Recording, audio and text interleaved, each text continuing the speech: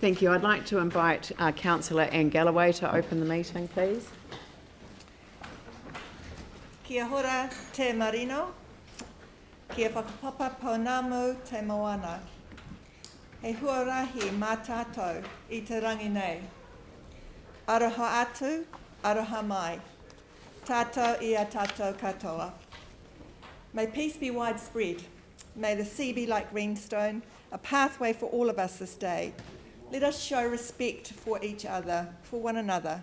Bind us together. Kia ora. Apologies. I don't think I have any apologies for today, but perhaps Councillor Goff for lateness. He's on his way? Okay, so we'll leave that. Declarations of interest I haven't have. I'll have to stand back from the Hagley issue, the Hagley lights, with VBase. Oh, okay. Yeah. Yes, I know. It's possible. Link is probably stretching it, but if you feel comfortable, that is your decision, and I accept that. Yes. Should I also step back from that, given that I'm still waiting on a call up from the Black Caps? If they heard that, No, that is definitely a stretch too far. Yeah. So no, you do not need to sit back from the table at all. For the position I think the risks are so minuscule. And I should declare an interest in on the appointments paper, the government's notice paper. I should declare an interest in the housing trust appointment. I'm going to rearrange the housing trust appointments paper, so I won't be dealing with your appointment today. Right. Whakaora Healthy Harbour Korowai. This is a piece of the meeting that I have been very much looking forward to. So. Kaharoa. Kia kura rangatira mā tēnei anō ngā mihi ki a tātou. E te pau whakawhinako wairua I a tātou tēnā koe e te rangatira e tō tātou nei koro matua. E te tumu whakarai me mihi kātika tātou te hononga kia kōrua tahina e arahi nei a tātou I tēnei. A kātira, e koutou o tēnā taha. Koutou kua whakao mai tēnei taonga o koutou te whakaora. Tēnā korowai kua tau nei kei wanganui a mātou I tēnei wā, tēnei anō ngā mihi kia koutou. Ai rā, he honore tēnei māku ki te tū hei rangatira, hei kai koro mo tōku rangatira nei ōku kāhui a Amorangi kia koutou I tēnei wā. Tēnā anō a te whakaora whakaraupo. Koutou te tira kua tau nei I tēnei ata. Tuku nā tēnei taonga kia mātou I te ata nei.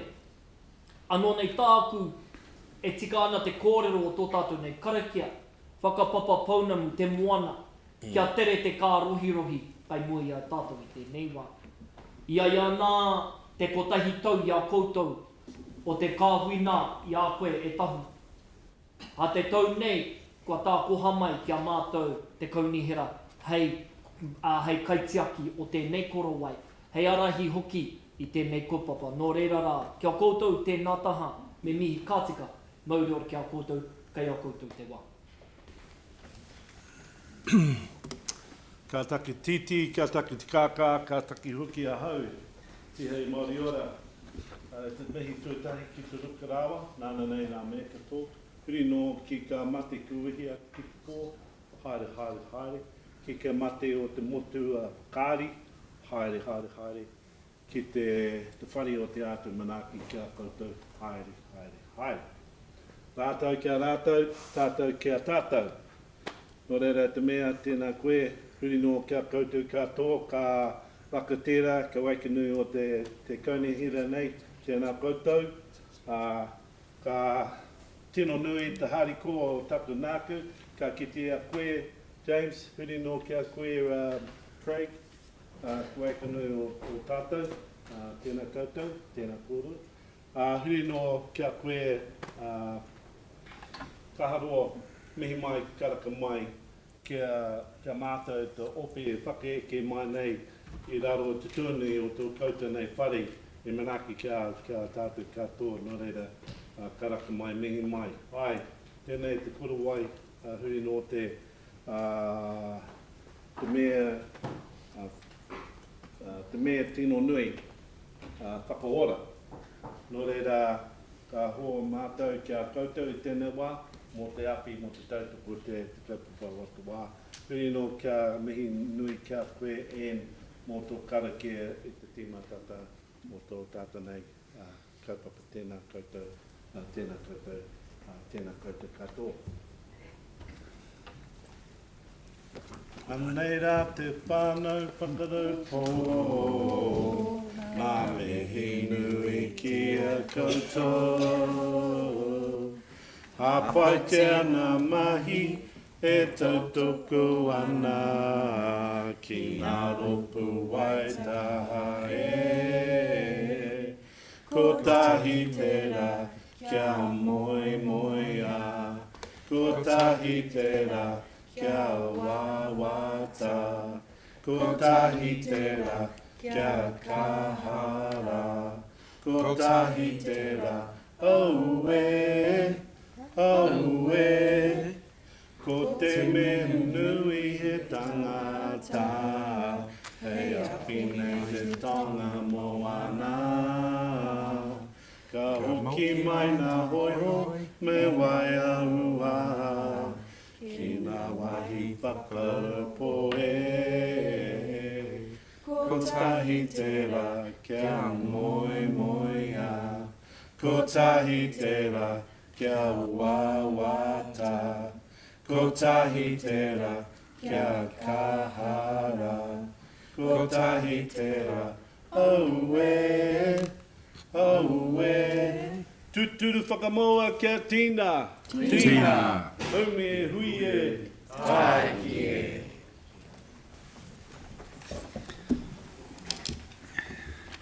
Well, kia ora. I'm Peter Davey representing Littleton Port Company, but that's actually a waiata that has been written for the Littleton Port Company. It's the first time it's been performed, so they didn't let me sing because I can't sing, but really appreciate, actually you've done a good job on teaching these guys how to sing, so well done.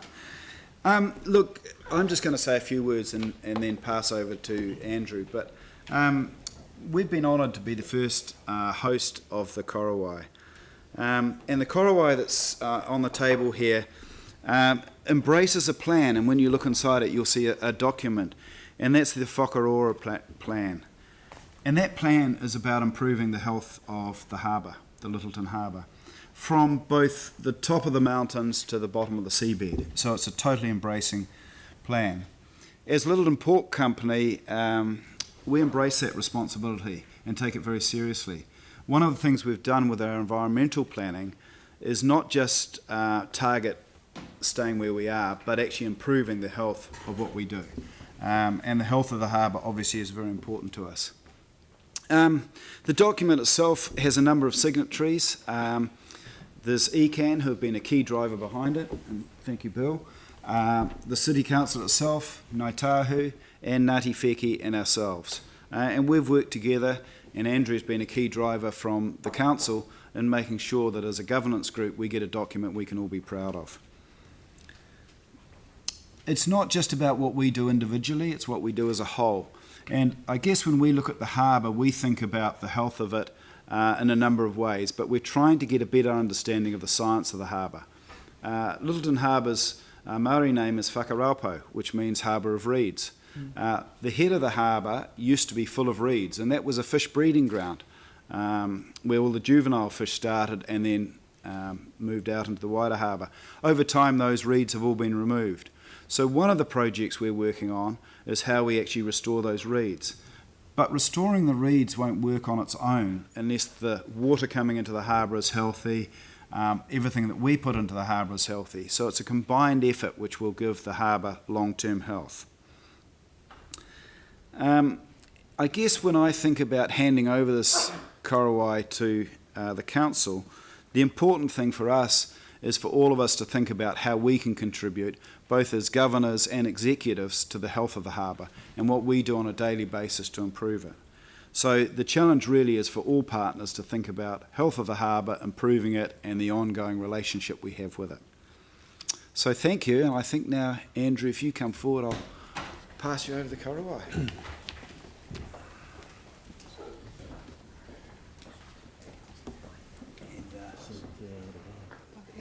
make sure you pick it up from the bass.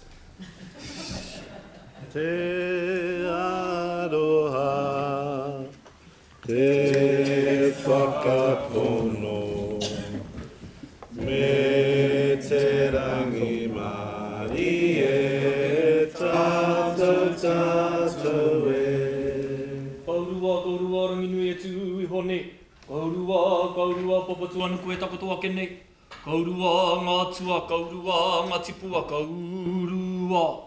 Ka eke, ki rongorope kareke, ki rangi tāhua, tēnei, te whatukei o ke te kauhanga tapu te Māori. Tū te whiwhia, nuku tū te whiwhia rangi. Ke te whiwhia I waho, ke te rawea I waho, puritia mai I waho, tāwhia mai I waho. Tēnā te Māori ka whakapiki, tēnā te Māori ka whakakake. Tēnā te Māori ke tēnei ariki, ke tēnei tauira Māori, kei runga ke arangi nui te Māori. Ka puta te Māori ki te whaiao, ki te o mārama. Kia tūturu o whiti whakamaua, kia tīna haungi. Uie, tai ki e. Mario.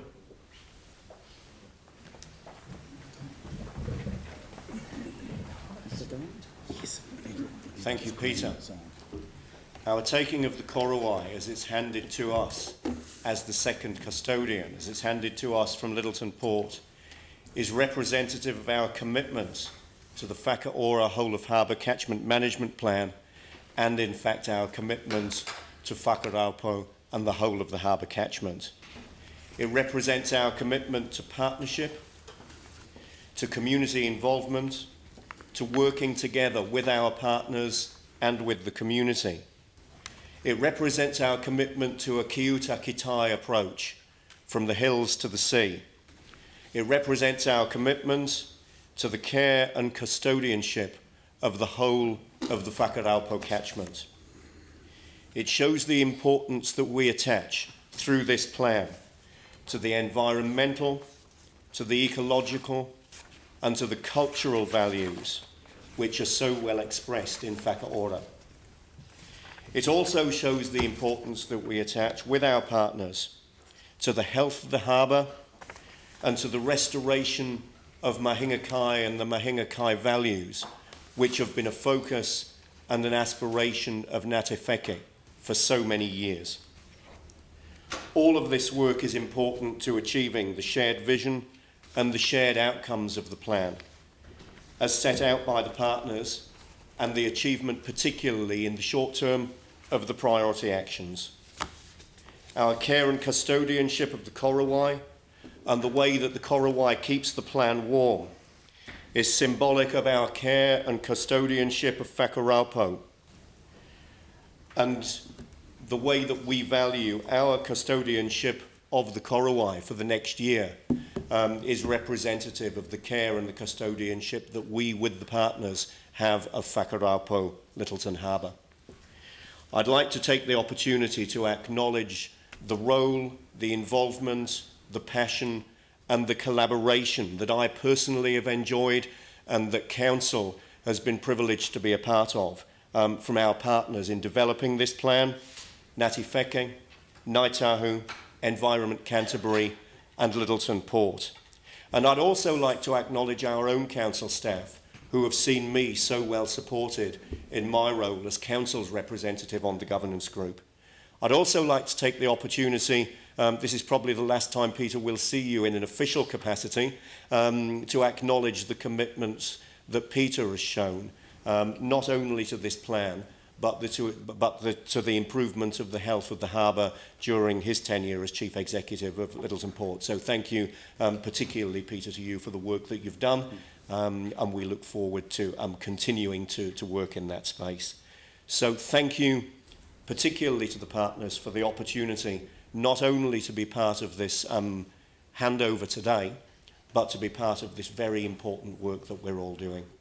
Nō reira, tēnā koutou, tēnā koutou, tēnā tātou katoa. Te whakaro kei roto, toro nātua, tu ringa ringa, te winga o te kura. Te kātaro e ruia, te ripo are are,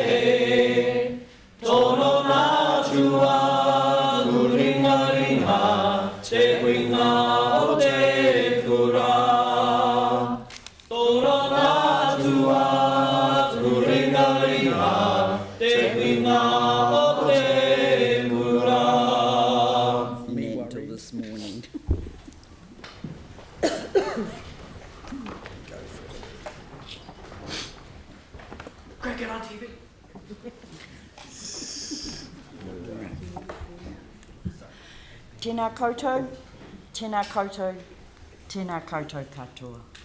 Ko Yvette Couch Lewis ahau. Kia ora, I'm the chairperson of the Whakaora Catchment Plan Governance Group, and I just would like to thank you for the opportunity to be able to come today to be able to, to be able to hand over the korowai, but more importantly, to be able to update you in terms of the importance and the significance of this plan and the 3-year commitment that you as councillors have for this council and taking that into whakaraupua.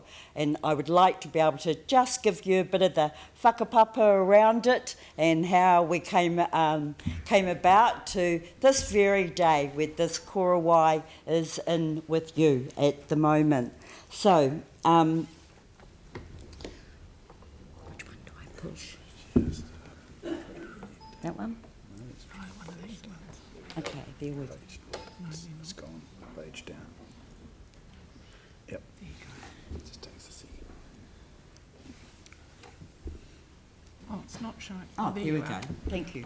Okay, so what is the plan? What is this plan? So first of all, it's a non-statutory catchment plan. And I've actually been pulled up a couple of times in actually saying that it's non-statutory.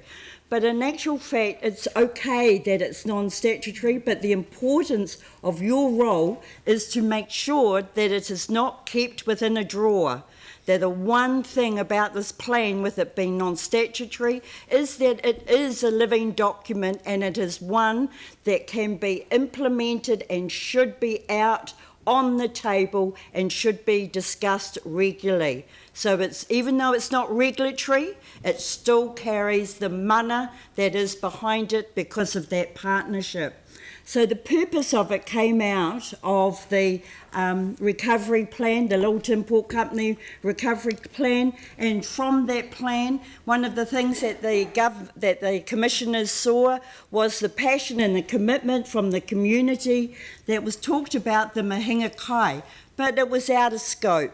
So what they did was they then put into the decision a recommendation for the community and for the partners to work together for the benefit of Mahinga Kai, for the ecological values within Mahinga Kai. So, that one, sorry. So, in doing that, we looked at, so again, we've looked at the recovery plan, the hearings process. So what we did then was we had to go through a process in terms of writing this plan. So the first 3 years was made up of looking at bringing those partners together, how they will actually work together. Then we got together with the science group, we pulled together different groups to be able to get the information that was needed to be able to write this plan. Then we started. The 3rd year was implementation. And can I say that one of the key things for the governors was that it was with the working group first, but with the governors it was about leadership. It was taking leadership of this document, the belief that they have about this commitment that was here. So from that, it's not only just a document. How did that korowai come about? The korowai came about because, as I said, don't put it into your drawers. Please don't put it into your drawers. Make it the living document it is. So what Rapaki did was, we decided and talked amongst ourselves in terms of the concept of a korowai.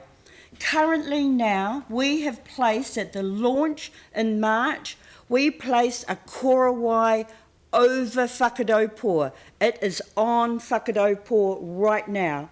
That cloak is a protection mechanism that goes around it. We acknowledge that the harbour is degraded.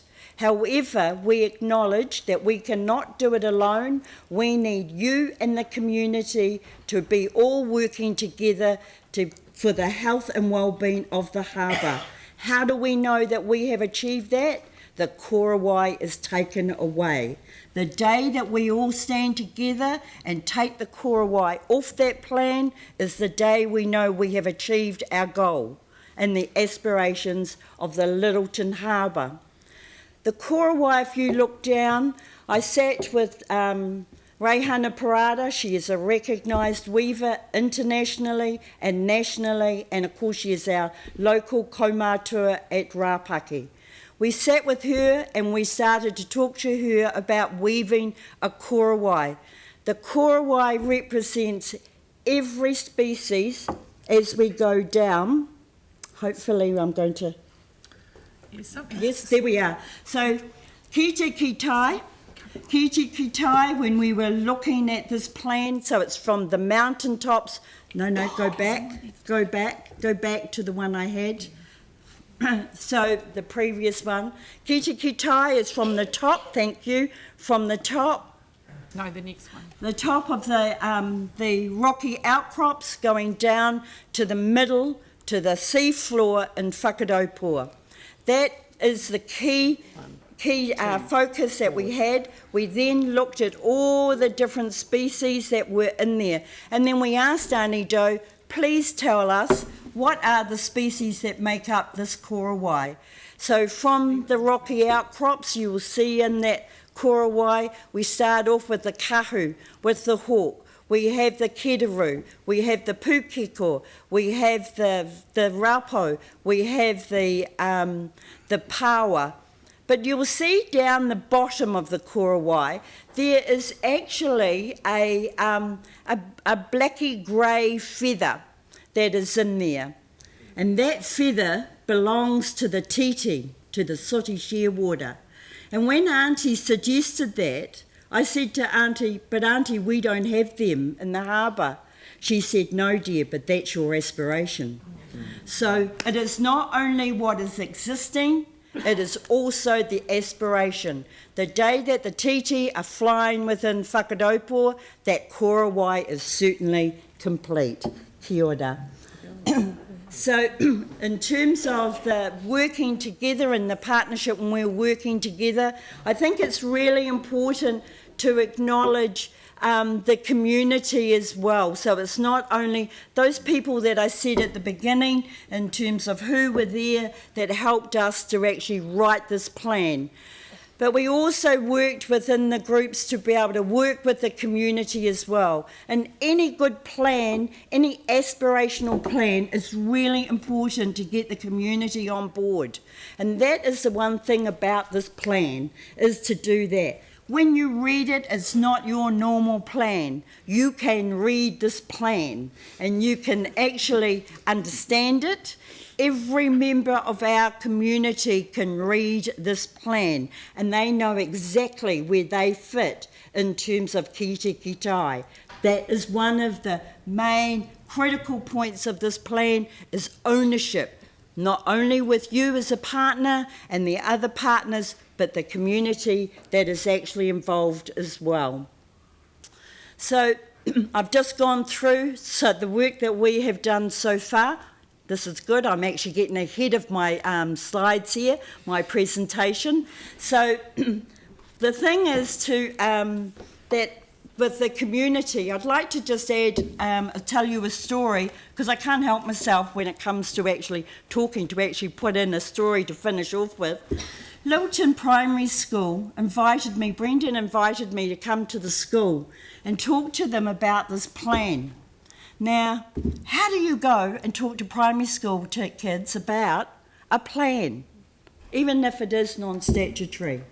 You know, and I went in there and I thought, well, I've just got to give this a go. And I spoke to them about kite ki tai and what that actually meant. Then I went back because I heard about all the good mahi that they were actually doing, work that they were doing, and they wanted to show me the kaitiaki of what they were doing. And we sat down and they had this presentation happening where each of the kaitiaki were telling me about the predator control, about the waterways, and they were going through. And then they presented me as they were going through, and I mean it was just like this, and we've done this, and they hand it to me and they keep talking. I opened it up, and when I looked at it, I started to cry. And they kept talking. And I said to them, taihoa, taihoa. Because what they did was they had got all the species within the harbour, and they had done a work piece. You remember, well, you might not, but you might, but at my age, we used to get potatoes and we would draw and we would cut out designs and then into paint and put them onto paper. They did that of all the species that were in the harbour, and it was beautiful. It's hanging on our on the wall at Rapaki, and to me, that spoke that when I went in and told them about this plan, they got it. My challenge to you is get it, read it, understand it, get behind it, support Andrew, support his staff in making sure that one day we can take that korowai off of that plan. Kia ora. Kia ora. Any questions?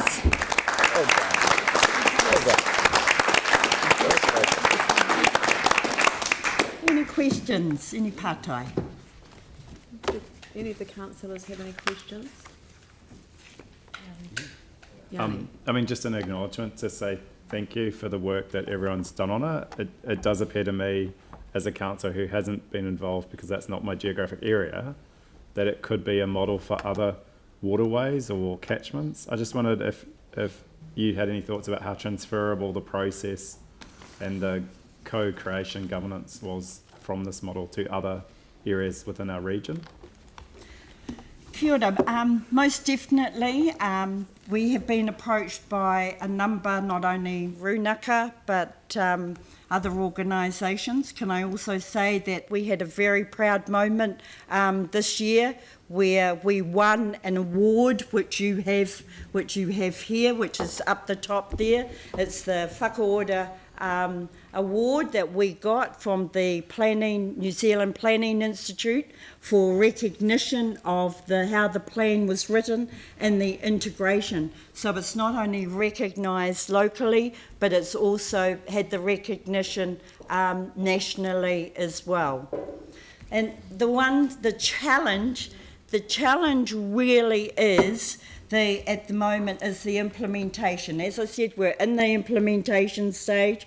We have hired a person who is doing that at the moment and working with all the community groups. We have a number of runs on the table, so that's really good. So within the first 3 years, we have managed to write, launch, to implement and to get runs on the board.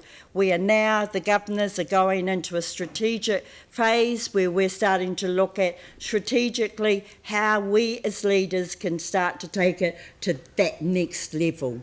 That's where we are. So most definitely it is transferable because it's so easily read. It actually was raised at the council meeting yesterday, and Councillor Johansson has been a strong advocate for taking the principles of whakaora and applying them across our other waterways, our precious waterways. And it does seem to me that what you've described today is the essence of a collaborative process that is both evidence-based but also woven into it these incredible stories that then inspire a new generation to start thinking about the things that truly matter. And I think that's really what I've got out of this morning, which I think has been an incredible way to hand over the korowai and to acknowledge you, Peter, too, for a tremendous number of years' service to not only our community but also to the region as a whole. And I'm glad that I get the opportunity to do that here before you leave. But in this context of such a powerful legacy for the future, when we can take the korowai off the plan, then we are going to be in a position to be extremely proud of the legacy that we've all contributed to in our own way. But I agree with Councillor Johansson, that the waterways of our city and our region could benefit from the collaborative approach, the stepped approach, the science approach, the evidence approach, but also the stories that tell our history, our natural history, which of course goes back a long way before European settlement, and the story of the species that existed in this environment a long time before changes were made that then saw that species find other homes. So welcoming back Sooty Shearwater will be a welcome one. I don't know in my lifetime, but certainly something that is aspirational, and to have the aspiration measured in the Korowai is just incredible. So thank you very much for a powerful presentation. I know that all of the councillors have appreciated it. So I would like now perhaps to invite you all and our guests here in the room to join us for a cup of tea. Nō reira, tēnā koutou, tēnā rā tātou katoa.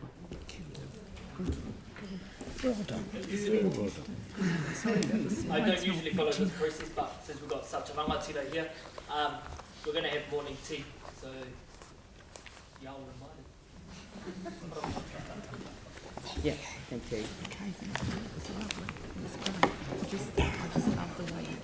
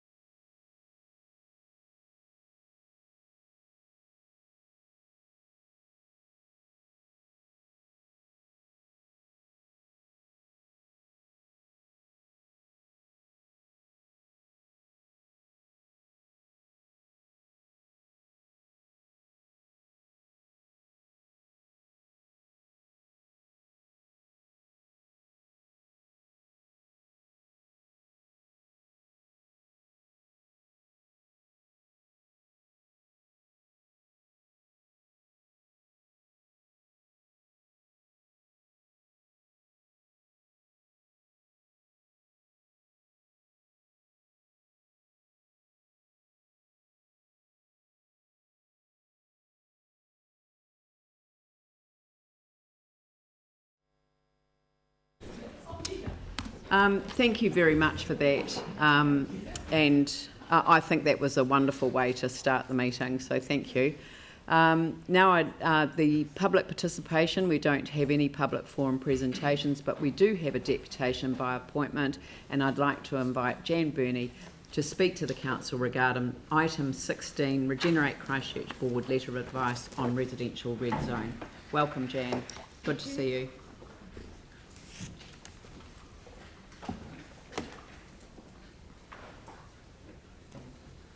I'm addressing the item 16 Regenerate Christchurch Board Letter of Advice to on the residential red zone. Good morning to the chairperson, and I appreciate the opportunity to address the chair and speak to the elected members of the council on this consequential item in your agenda. It's been quite a difficult deputation to contemplate from the content of the Regenerate Christchurch letter and the council report. I endorse the Regenerate Christchurch letter to the Mayor and to the Council and to the Minister.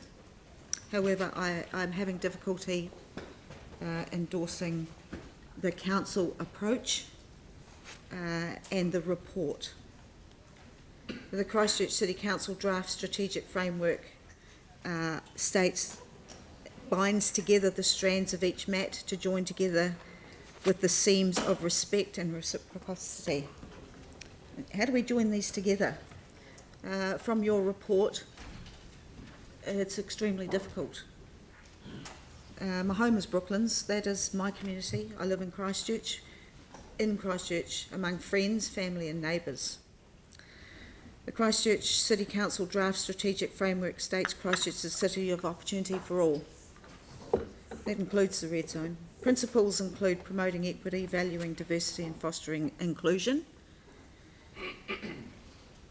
ensuring diversity of interests of our communities across the city and districts that are reflected in the decision making, taking an intergenerational approach to sustainable development, prioritising social, economic and cultural well-being of people and communities, the quality of the environment now and in the future, understanding respect, and your strategic priorities state enabling active and connected communities to their own future. I'd like to thank Regenerate Christchurch for their letter to the Mayor and Associate Minister Williams. In particular, I'd like to thank Regenerate Christchurch for the acknowledgement in point 4 of the legacy effects of the red zoning policy has had upon the affected people and communities. Regenerate Christchurch have listened to us, and that is important. Point 4 states the red zoning of these areas and subsequent Crown process reflect the significant damage and or increase to life to risk resulting from the Canterbury earthquake sequence.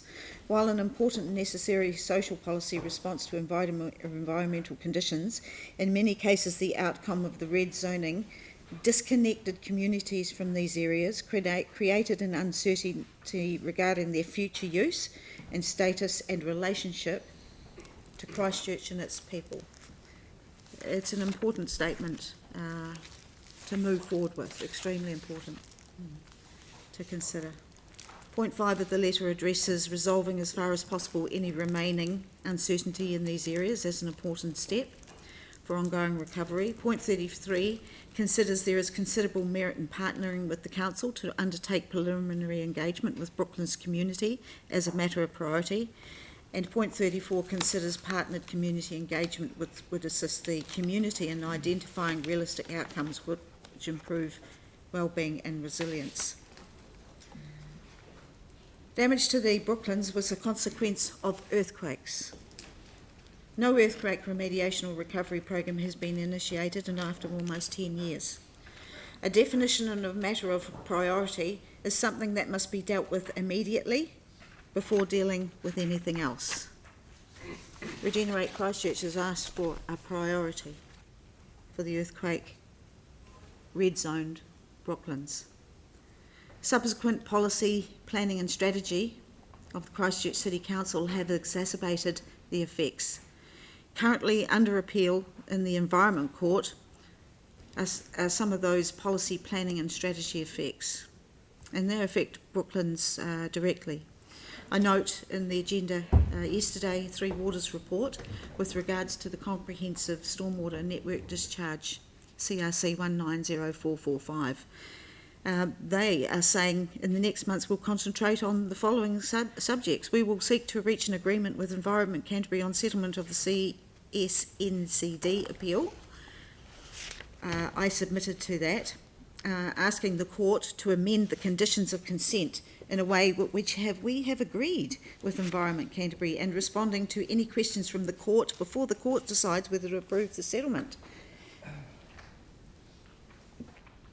Under engagement principles, communities should not be engaged to obtain consensus or agreement about predetermined positions. In such instances, it is not engagement that is occurring, but rather a public relations exercise where information is distributed.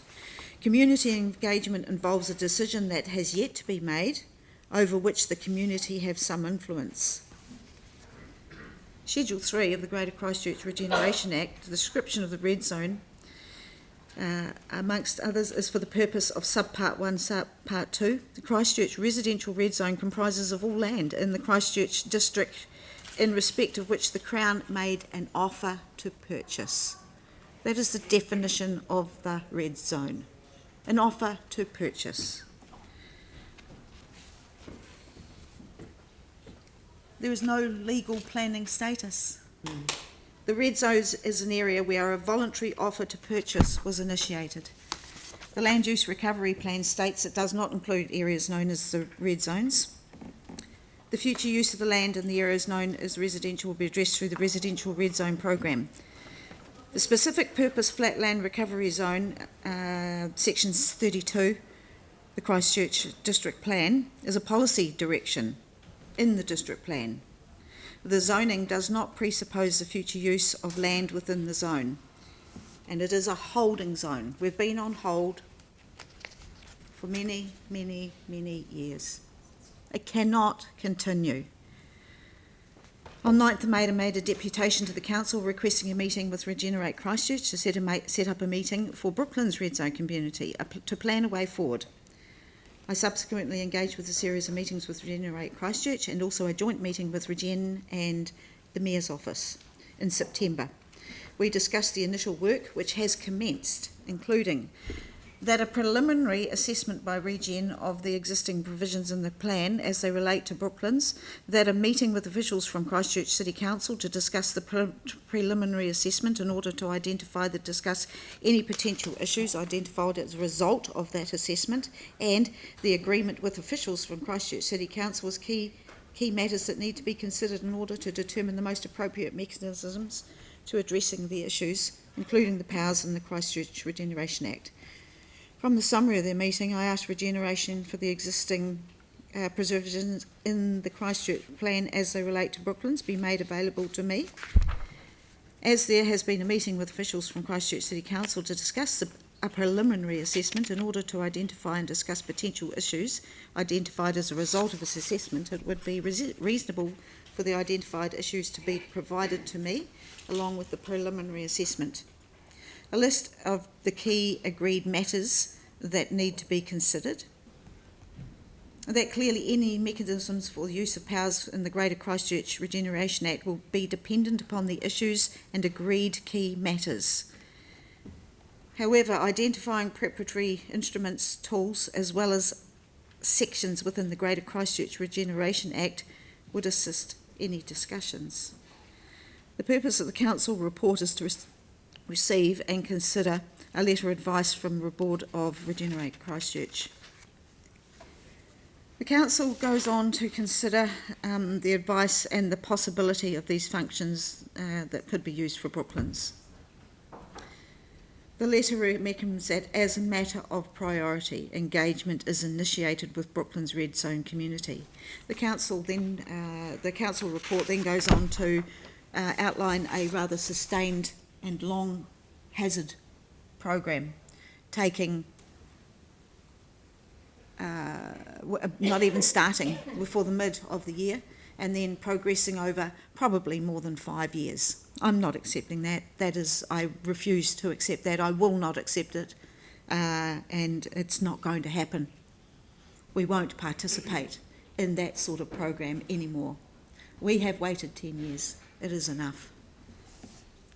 The report is vaguely disrespectful to our community. I've got a note, you have to be joking here. The coastal hazards are the coastal hazards.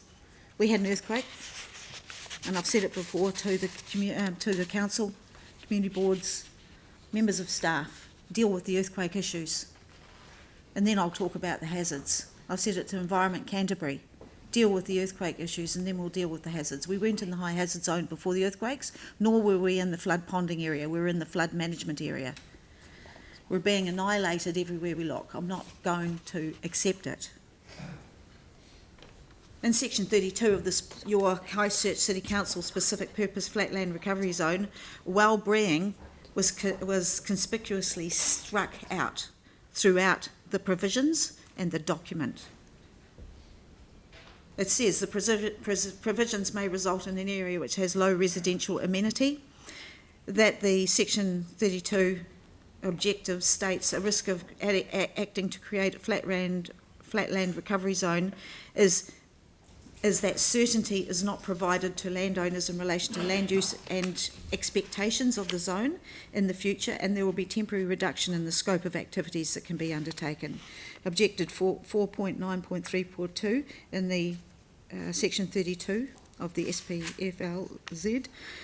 It is the protection of the flatland recovery zone may reduce the ability to use private land in a way which the owner would prefer. This is balanced against the opportunity to achieve community benefits, including resilience, noting that this will be for a temporary period as it is a holding zone. 10 years is not temporary. Jen, I know I'm running out of time. You have, but you know, I'm kind of really respectful of the position that you're in, and the you know, it's been one hell of a journey, and I actually hadn't, until you spoke, really connected with the sort of adding insult to injury of having a process begin essentially on the 10th anniversary of the earthquake Absolutely. that 10 actually years did to the start damage again. in Brooklyn. So I'm not doing it. I won't do it. I can. My community I won't can do it. totally get that.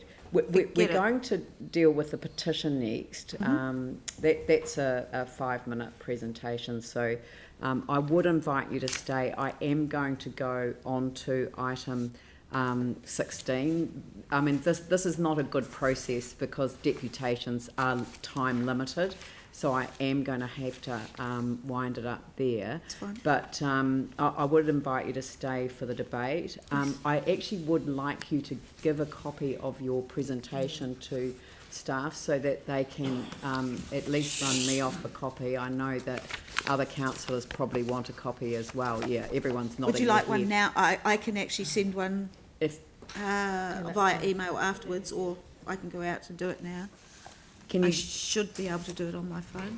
If you could do it on your phone, that would be better. No, I haven't put it on email. Okay, Sorry. well that's fine. Just if I you have one copy, you can copy. Yeah, that you have. we'll take a copy and get it distributed to people, and then afterwards, when you get home, you could just send it through. That would be great. That's excellent. But thank you for that. And I'm breaking my own rules here. But if we were to start an early engagement with the community, would that be something? If straight in the new year, if we just start an exploratory pre-engagement, you know, just so that we can be out there talking to the community and getting a sense of where people want to go, because I mean, this is a really difficult area. This was not a decision that council made. We didn't red zone people's properties. Central government did. I mean, when I was the MP for your area, I asked the council for all of its documentation on what it had fed into the red zoning decisions. Nothing. I could find nothing, you know. So I'm kind of really with you, and I want to reset how we deal with the next phase, because what happens in the next phase is really important to Brooklands. It is. And it has been the last cab off the rank for a lot of reasons. The focus of Regen Christchurch necessarily had to be the Otakaro Avon River Corridor, and they've produced an excellent regeneration plan. What we're trying to understand in the short time that they have left, what it is that they might need by way, or we might need by way of tools that they hold exclusively to assist the next stage in that journey. But I'm very mindful that even from today, I don't really have a clear understanding of what it is that the residents who remain, not all who were red zoned, but there are green zoned and they sit in the margins. Are there options around the margins that could actually make a real community stay a real community, even at this late stage in the piece? So I'd like to be able to explore those options, but would you be willing to work with such an approach? Yes, I have. I've talked with Ivan from Regenerate Christchurch, and we mooted a 25th of January meeting, Right. if it could be. But yeah, I agree, because some of the wider issues are far too involved for the community to comprehend. Yeah. So they need an opportunity to have their say, Yeah. rather than just me. I worked with all of those wider issues with the Yeah. waterways, etc. I know. And I'm well aware of the issues, but explaining it, and I do explain it to them, but they just can't comprehend it. It's too I know, much. and So- it's been a massive Yeah. shock, really, and people who have experienced trauma related to shock often find it hard to engage in decision making. And what I'm trying to say is, can we make that easy, and will you help us to do so? Oh, well, and because I gave the document, I give every document, Yeah. whatever, to the people of Brooklands, the Green Zone as well, and asked for feedback, and no one came back on any feedback with them. Yeah. I sought it, and they clearly could not comprehend No. what the council were putting forward here. Okay, thank you very much. Okay, Really thanks. appreciate you coming. Thanks for the extra Thank time. you. Joe Hayes, please come forward. Sorry about that. And I mean, I know that you have an interest in this wider area as well, so you might like to stay for the conversation or the discussion that the council will have on the next item on the agenda as well. Right, thank you. But welcome. Thank you. First of all, thank you very much for allowing me to come and present the petition that we've had going in New Brighton for about the last 3 months or so. The petition is fairly straightforward. It's a very simple petition. What it's asking the council is some action around the redevelopment of the business area in New Brighton. It's been a while now, and we've had very little input, very little kōrero has been made between the council and the people of New Brighton. And I must say, during the whole process of having this petition out and about amongst the community, I have had some interesting feedback over people being disillusioned by the inaction of this council.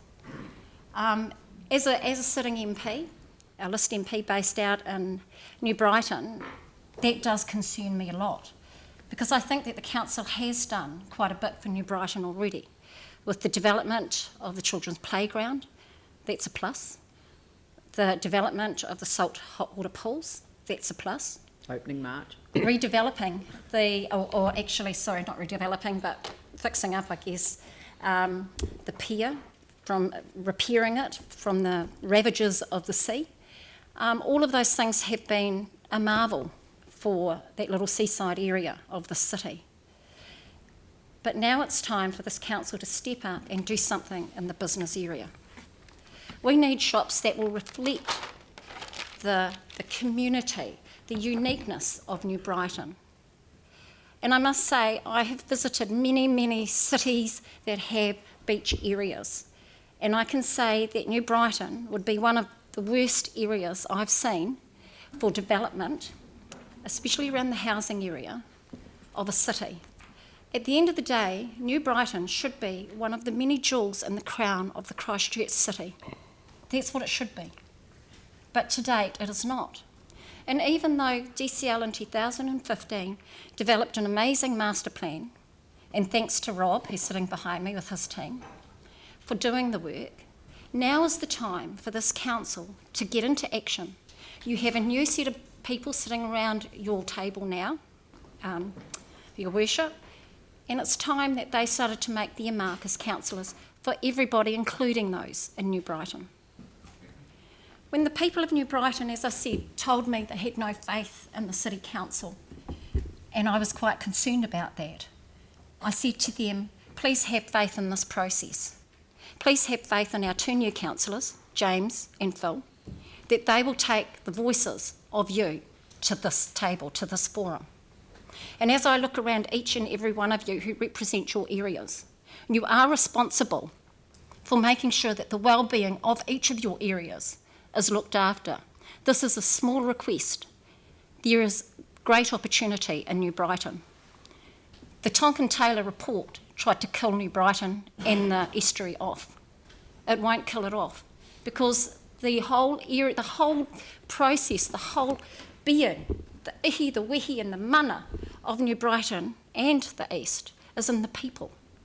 It is the people that put you here, ladies and gentlemen, and it will be the people that will take you out. And I can say very well and very confidently that that is what I'm hearing over in the East. They want action from you. They see that the new councillors are a new voice for this council. They want to see a bulldozer blade, start at Ora Ave and start to go through and develop a seaside area that everybody can be proud of.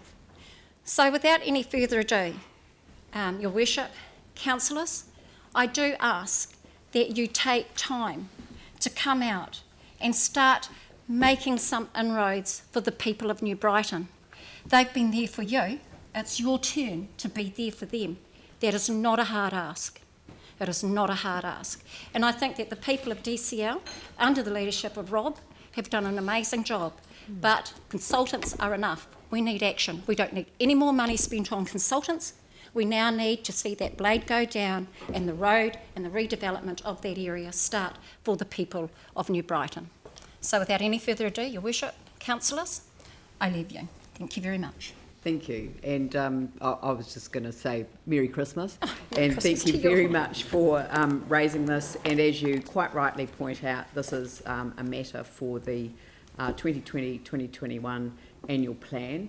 And it is my intention that we receive the petition and that we refer it to the 2021 annual plan process. So we're not going to make you come back and present it again, but certainly would welcome your submission in the annual plan process.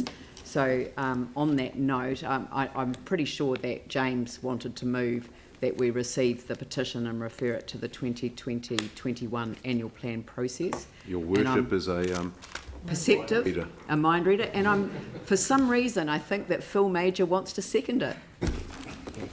You do? Right. Okay, well, I will, it's been moved and seconded. I shall put the motion. All those in favour say aye. Those opposed say no. That's carried. Thank you very, very much. Cheers. Cheers. Right, so now we move back to item 22, supplementary reports. So I'll move that the supplementary reports be included on the agenda. Do I have a seconder for that? Sarah, I'll put that motion. All those in favour say aye. Aye. Those opposed say no. That's carried. Thank you.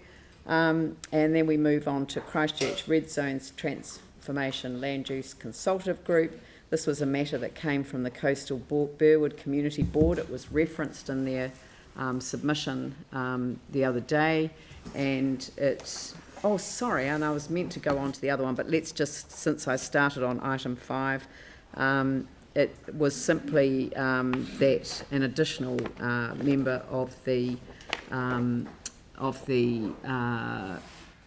consultative group be appointed, Joe Zervos, and that request staff to work with the newly formed governance group to establish appropriate processes and practices to ensure that the different geographic communities across the red zone areas are most appropriately involved in those matters that affect those communities. I do apologise, I should have gone on to the other item, but I will just deal with this, and then they will deal with how they will make decisions so that there isn't the crossover, because there are two distinct areas of red zones. So do I have a mover for that? Moved by... No one? Anyone prepared to move it? James. James, seconded by Mike. Okay, Yanni, question. A further work that's going to be done around clarifying who can be involved in what, is that going to extend to the funding allocation?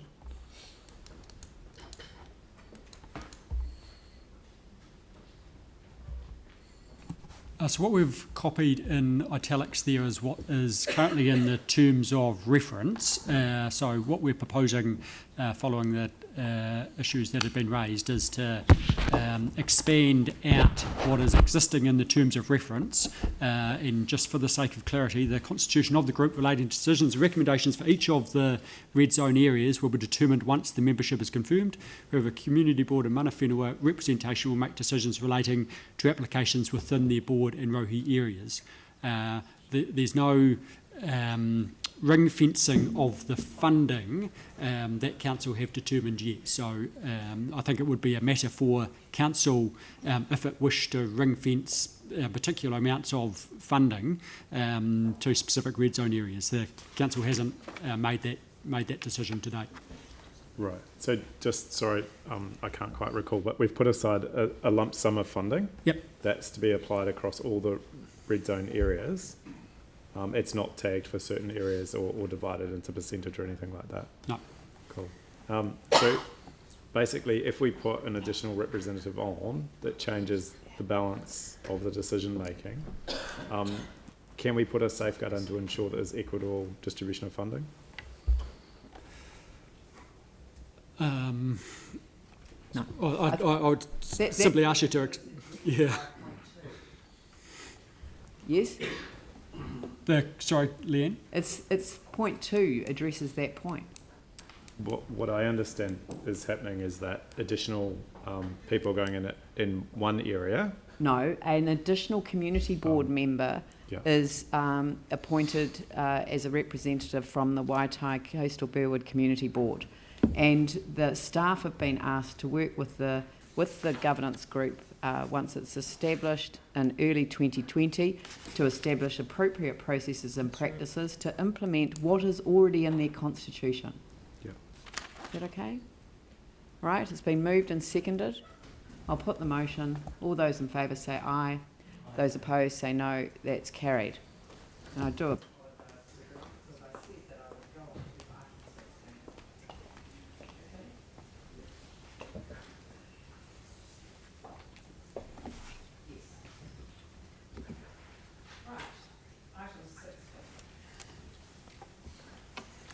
Would you like me to introduce the paper? So the purpose of this paper is for the council to receive and consider the advice from the board, from the Regenerate Christchurch board that was received in early December to the Mayor and Minister as representatives of the shareholders of Regenerate Christchurch. As background to this piece of work, early in 2019 through into most of 2019, Regenerate Christchurch was focused on delivery of the Aotearoa Avon River regeneration plan, and they successfully completed that plan, and it's been very well received. Regenerate Christchurch are the only entity under the Greater Christchurch Regeneration Act that are able to promote regeneration plans or Section 71s for areas that are red zoned. So as they have with the Aotearoa Avon River Corridor, Regenerate Christchurch must be the proponent under the Greater Christchurch Regeneration Act. So with the successful completion of the Aotearoa Avon River Corridor Regeneration Plan, we worked with Ivan and the Regenerate Christchurch team to consider what were the necessary, if any, applications under the Greater Christchurch Regeneration Act for those other red zone areas across the city, including the Port Hills, South Shore and Brooklands, and we've collaboratively worked together on that advice. The council staff advice is consistent with the advice that is received from Regenerate Christchurch.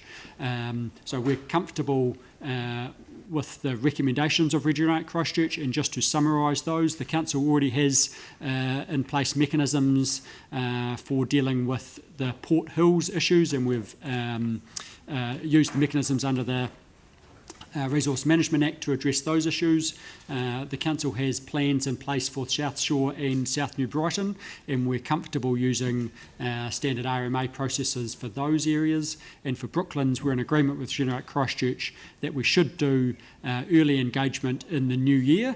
We're simply flagging that there'll be both a process of engagement around potential application of any mechanisms under the Greater Christchurch Regeneration Act, but there is also the wider issue of the coastal hazards chapter under the district plan and the planning using adaptive planning processes, and those will start to run into each other over the course of 2020.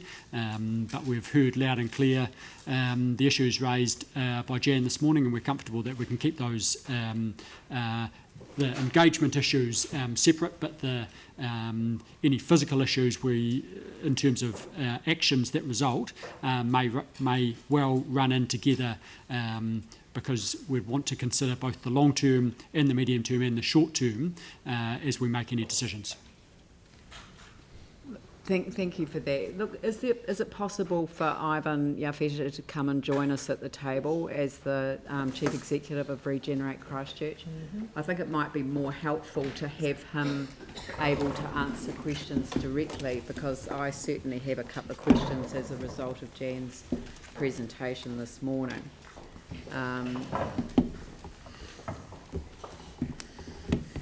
Thanks very much, and sorry for the lack of notice.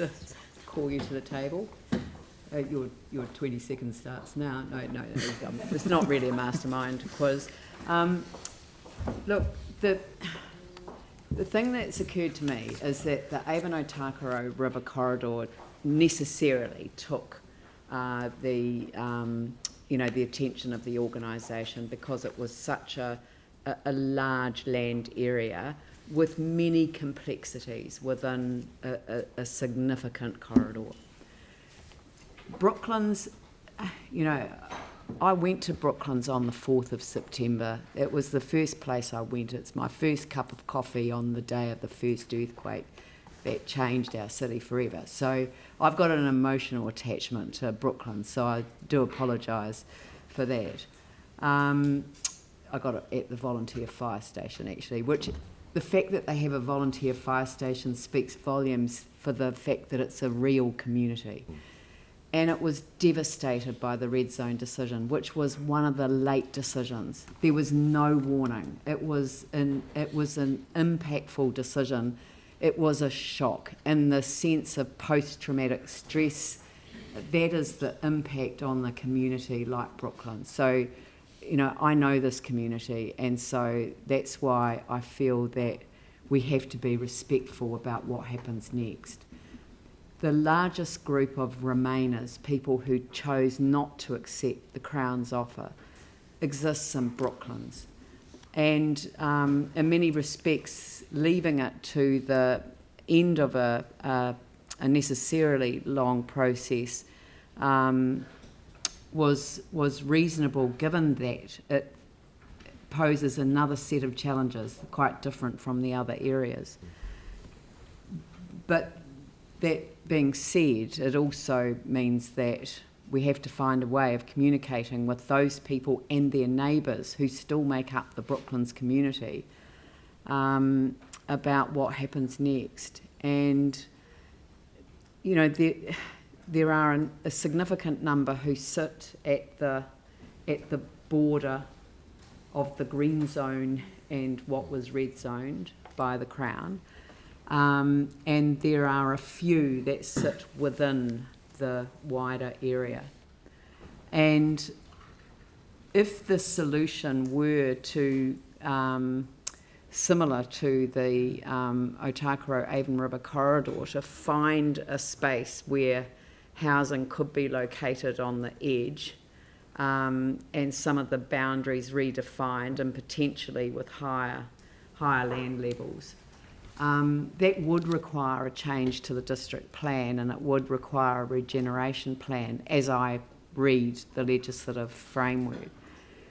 But we haven't even had that conversation with the community. So I'm just wondering whether, rather than fold this into a conversation about our, the necessary work that we have to do in terms of the coastal hazards component of the natural hazards chapter of the district plan, could we consider some of those issues in the context of keeping a community together? And then is that something that the council could initiate, or is it something that, and working with the powers of the Regenerate Christchurch to get it underway? Because it does seem to me that building a relationship of trust with those who remain and those who surround is the key first step.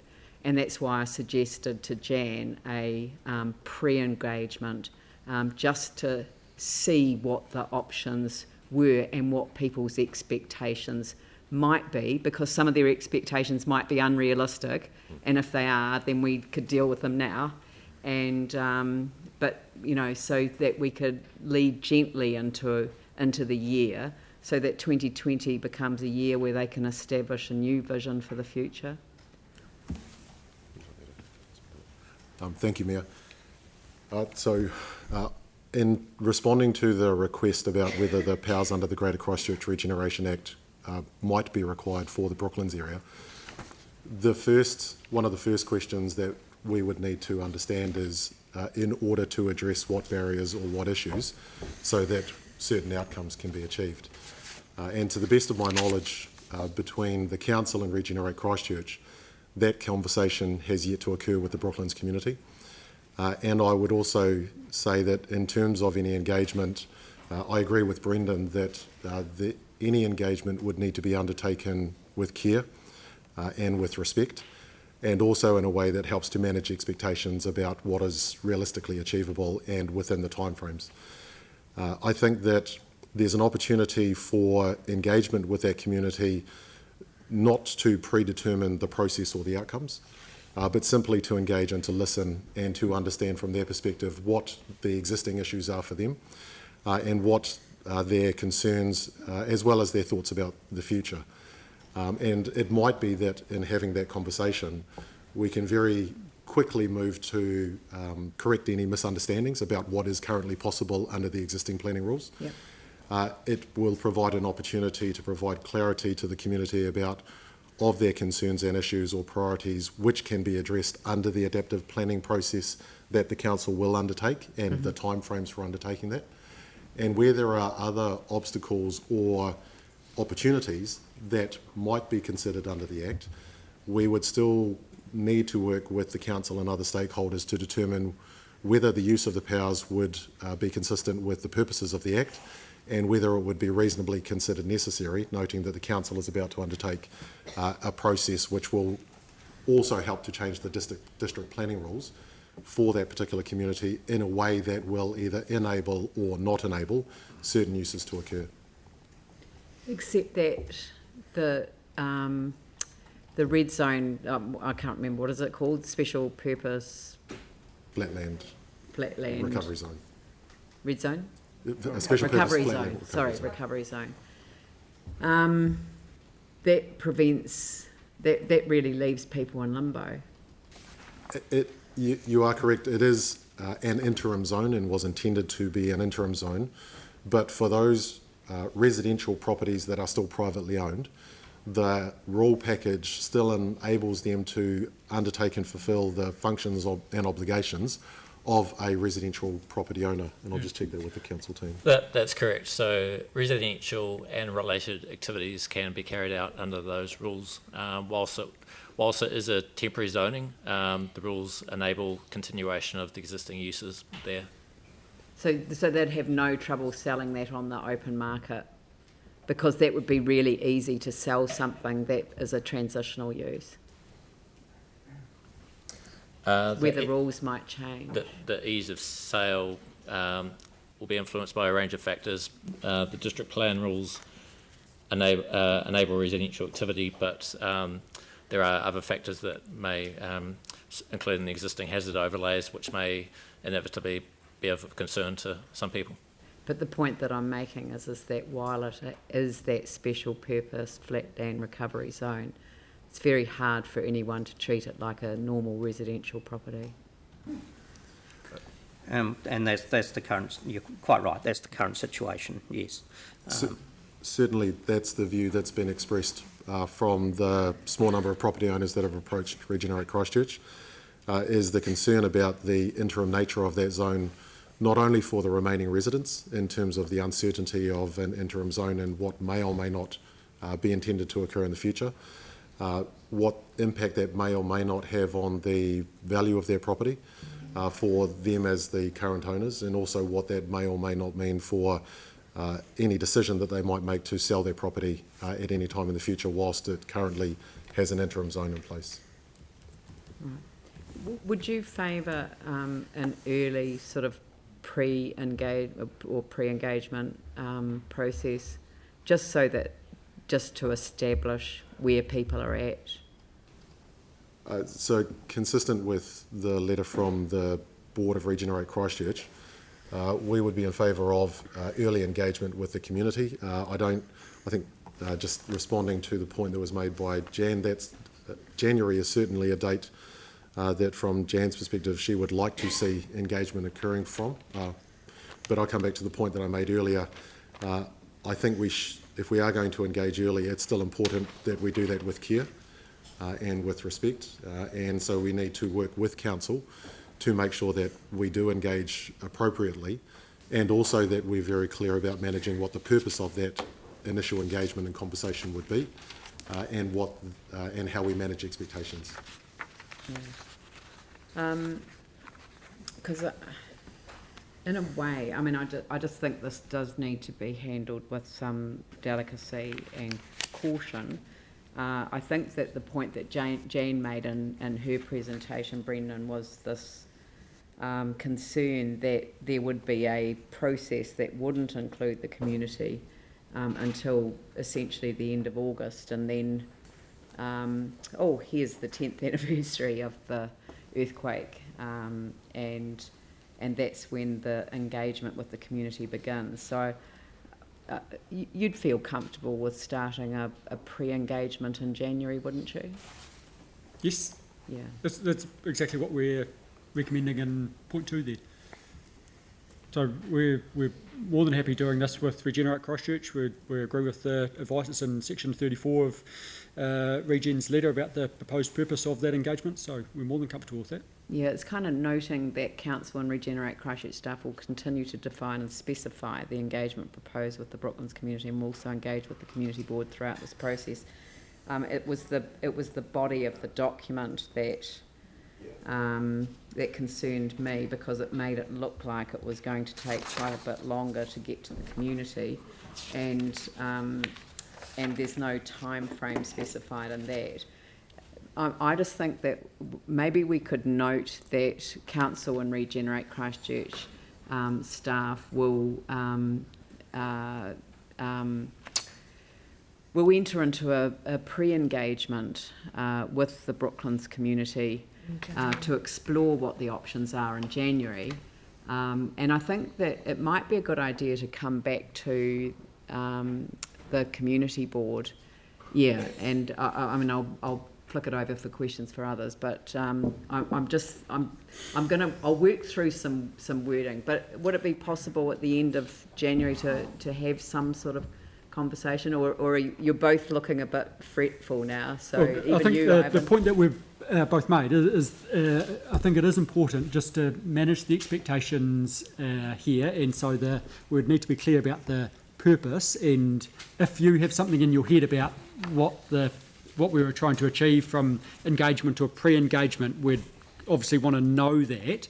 But as Ivan's articulated, and as the letter from the Board of Regenerate Christchurch does say, that what we're proposing is that we do the engagement to understand the aspirations and the issues of the community, and to then understand the aspirations of the community and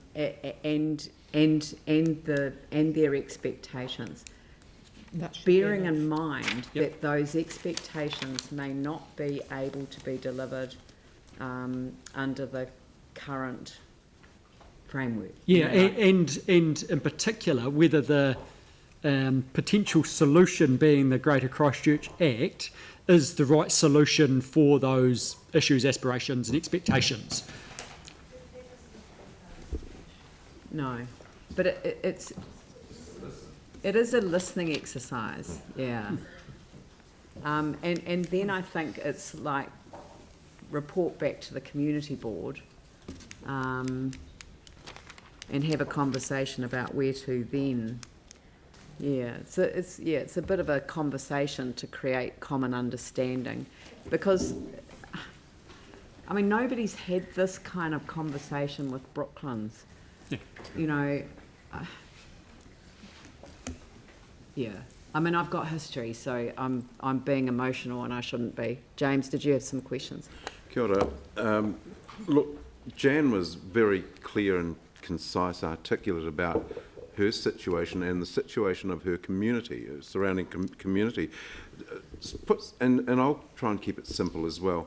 And I think that we need to engage early, and as has been, the word has come around here, that we need to listen to that community. I think that's what they want.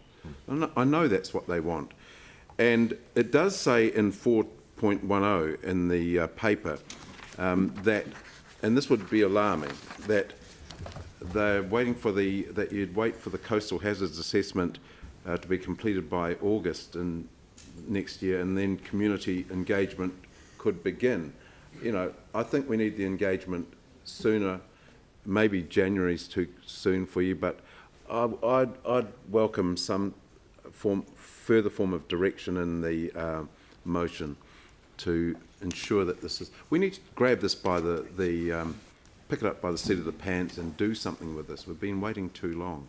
Yeah, just to be clear, we're sorry for the confusion if we've created any. The paper both talks about the resolution as it's proposed up there, which is for early engagement first thing in the new year to understand the aspirations and issues with the Brooklands community, and then about the applicability of the Greater Christchurch Regeneration Act. The council staff paper also brings to your attention that inevitably, and there may well be some crossover, that we will be engaging broadly across the city, including Banks Peninsula, with coastal communities as part of the adaptive planning using the MFE guidelines, and we've experienced in that, and so I would just hesitate that we seek to rush that second process that hasn't worked out well when we've tried to do that. So we want to work that second process through thoroughly and with a high degree of rigour. As it should be, but this is another aspect of it, and this is very much about the well-being of the community, and you have to go through the process for the adaptive planning and so on. There's no doubt about that, but can we get in front of this community and listen to them as soon as possible? Yep, absolutely. It seems to me that there's a very, very strong overlap, not just a potential overlap in the two pieces of work.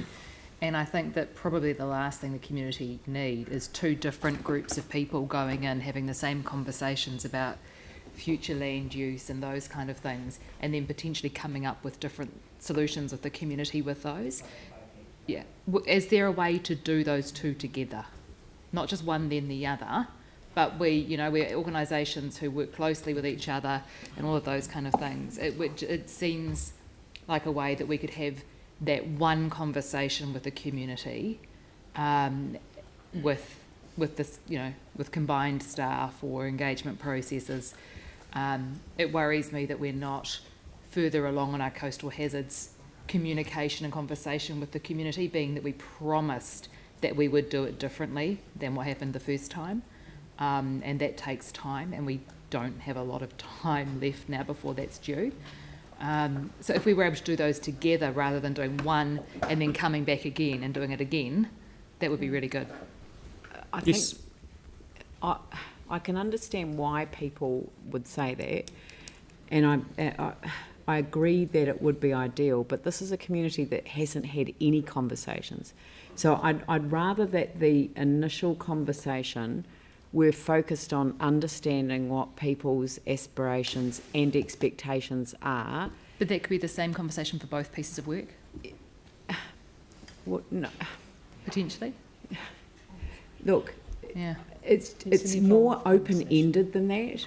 This is actually the beginning of a conversation which will inevitably go down two tracks. Mm-hmm. You're quite right to say that the two tracks should come together, but at the beginning, it's just there to understand the aspirations and expectations of the community. The community didn't ask to be red zoned. This was a shock. Completely get that, but it's the same conversation that we're probably going to have around the coastline. Yes, I know, but long-term the aspirations. coastline generally, and you've heard this in South Shore, you heard it loud and clear, they wanted to deal with the earthquake-related damage first, and then they wanted to deal with coastal hazards. And they didn't want to, so I don't want to muddy the waters. These people are between a hard and a rock place, and yet they've got neither. Yeah. So I think we've got to. Mayor, if I could suggest that in any community engagement, as you've noted, the first step is to seek to understand and listen to the community. And that will be an ongoing feature of the adaptive planning process. And so that will be an ongoing iterative conversation. What we would seek to achieve in this first preliminary conversation is a very initial understanding of what their goals and aspirations are, so that at the very least we can provide collectively clarity about what the process or what the pathway forward is for each of those. And I think if that's what we sought to achieve in that initial preliminary conversation with the community about listening, then that's something that I would suggest, Mayor, in terms of time framing, that we seek to do as early as possible in the new year and by February at the latest. Yeah, yep, no, that's fine. Well, I've changed it to early 2020. And can we ask them... As early as possible in 2020. And can we ask them whether they'd rather do it all at the same time? No, because this is a first step. First conversation. It's a but first as conversation. part of that first conversation, say, how would you like to proceed? No. Okay. I honestly... Can I suggest, please, that we don't try and design how the conversation is going to happen in council, and we have a proposition on the table that we'll have an early meeting, which is a proper conversation with the community to say, what is it that you are looking for, what is it you are desiring, how do we help achieve that collectively together. Once we've had that conversation and understand that, then we can move forward into the detail of the what. Yeah, and if there has to be a special meeting of the Coastal Bird Community Board called, in the schedule so that you can get this moving, then that would be, that can easily be arranged with the community board. So I think as early as possible in 2020 to understand the aspirations and expectations, plural, of the community and report back to the Coastal Berewa Community Board. We might find that some of the expectations are completely out of the ballpark and can't be delivered. And the sooner that we are able to bring expectations to what is possible, the better. But we won't understand what needs to be done until we have that initial conversation. Yanni. I just wondered if you think it would be helpful for councillors to go and visit Brooklands, maybe do a bus tour. Or like you did on the day that they got red zone. Yeah, well, I was going to bring that up. They were going to be red zone. So, I mean, there is an irony, of course, that it's a total irony. The council went out there on the day of the red zoning decision, not knowing that the government was going to red zone them that day, and so they all turned up, had morning tea with the community, and then left on the bus, and the posties turned up and put the red zone letters in people's letterboxes. It was just... And we also were going to look at other areas that had been red zoned without knowing that that area was going to be red zoned. So, but I just like it's been a while and we haven't been out there, you know, in my memory recently. And I just wondered whether, I mean, I hear there's kind of like two sort of things going on in terms of earthquake damage and future planning and hazard assessment. And I did wonder whether it's something that we should, as a council, consider actually going and seeing firsthand, appreciating that the community board will do a lot of the work, hopefully around this. But I personally have found it quite useful when we've been to like South New Brighton, South Shore, and just walked around. Okay, we'll just leave that until after the initial consultation or the initial pre-engagement has occurred, so that we've got a better understanding of where things are at. But I'm sure that the community board will be happy to invite us out there, you know, if that is going to be helpful. So would someone like to move this resolution? Can we put a specific date? It was suggested that February was achievable. February. Can we put February in there? No, that's them. Well, no, they're both happy to have as early as possible in or by the end of February. Yeah, they're both happy to have if we could put by the end of February. No later than. But as early as possible in 2020, no later than February. Yeah. Yeah, and that's that way. It's got a deadline to it. Thank you. So would you like to move that? Yes, I will. James, seconded by Phil. Sorry. Okay. Yep. So I appreciate the advice. Obviously, there's a lot of complicated technical work that just couldn't be done in time to use regenerate powers, is my reading of your assessment. I just wondered whether you'd identified any sort of more local, fine-grained issues where you could have a more immediate response. And something that comes to mind, for example, is the skate park, for example, that's proposed to go in. And so whether there's any sort of, I guess, more minor natured specific or very specific local areas that could be addressed through a Regeneration Act. Thanks, Yanni. Certainly nothing specific that's been identified through the work that we've done or through the conversations that we've had with Council. Notwithstanding that, the Council does have a number of work programs underway in the Port Hills area. And if there were any issues or obstacles that were identified, as we've indicated in the advice that we've provided, Regenerate Christchurch does remain available to assist. But through the preliminary work that we've done to date, we have not identified anything that we would propose using the powers under the Greater Christchurch Regeneration Act for. Mark, do you just want to add what we're doing with the residential unit over there? Yeah, so one of the first plan changes to the Christchurch District Plan is to amend or remove hazard overlays that currently apply to 80 properties across 5 or 6 geographic areas. That reflects a change in the risk profile for those properties.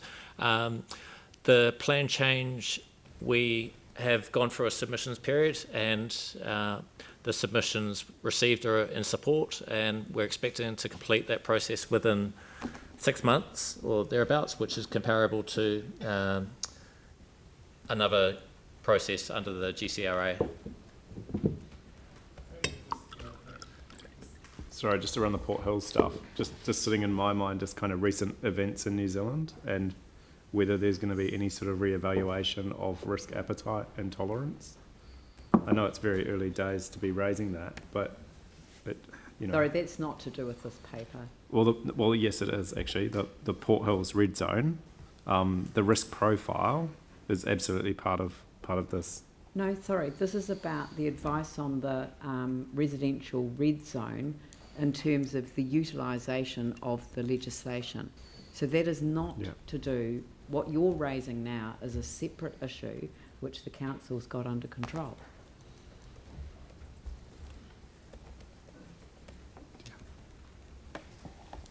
All right, so I'll open the resolution up for debate. No debate. I'll put the motion. All those in favour say aye. Aye. Those opposed say no. That's carried. Thank you very much. Thank you. Thanks, Jan. Right. Someone like to move the minutes to be received. Andrew Turner, Pauline Cotter. I'll put the motion. All those in favour say aye. Those opposed say no. It's carried. The next one is the Audit New Zealand report to Council on the 2018-2019 audit of Christchurch City Council, and I'd like to ask Sam MacDonald, as the Deputy Chair of the Audit and Risk Management Committee, to introduce the paper. Yeah, sure. Thank you, Leanne. Look, this is pretty straightforward. It's sort of standard audit process. We have updated the recommendations from the staff ones that came to the committee, just following obviously a wee bit of public commentary around the town hall. And we did so just to better reflect what actually occurred. So our concern was really around initially that the council only provided limited information, but we had quite a healthy or robust discussion at that committee with the auditors, and they confirmed that they had in fact had everything from us that they asked for. So we were relatively comfortable with that. And probably just the third point on the recommendation is around the town hall project, and Audit New Zealand sort of offered if we want to have a bit of a terms of reference or help with the scope of that. So it's sort of normal standard process that we would do. So there's nothing too major in it, and I mean I'd be happy to move it. Very good. And Andrew, you'd like to second it? Is there any discussion? I'll put the motion. All those in favour say aye. Those opposed say no. That's carried. Thank you very much. Next item is the Hearings Panel's report on Hagley Oval Lighting Towers proposed lease, and I'd like the Chair of the Hearings Panel to present the report, who is Councillor Coker.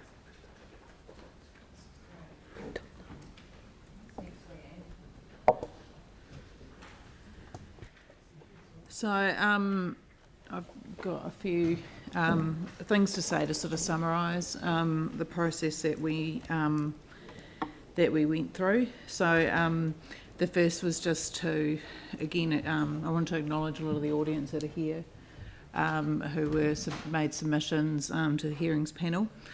I want to remind that the hearings panel went in with an open mind about this process. We didn't have any preconceived views.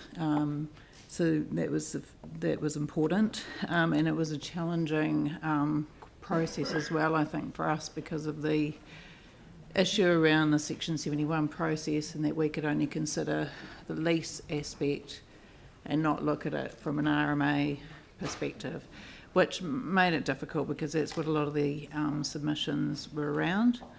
And it's very hard to look at it from a very narrow perspective like that. It's important to consider as well that Hagley Park has got sort of a long-standing heritage in Christchurch. It's the lungs of our city, and there isn't a person in Christchurch when we think of this city that we don't think of Hagley Park, so it's really important. So with the considerations, there was a lot of things that we couldn't consider that people brought along, and a lot of that was around benefits to the city, around economic considerations, so hospitality. A lot of the deputations were in support of those aspects, and they were things that we couldn't be thinking of.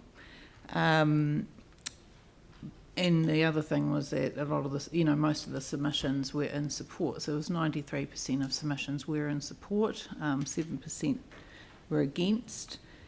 But if you have a look at the report, I tried to cover as much as I could. I didn't cover everything, and I did go into aspects that probably weren't completely relevant to the decision in terms of what we were allowed to consider. But if I can find it, all the reason I can't find the page.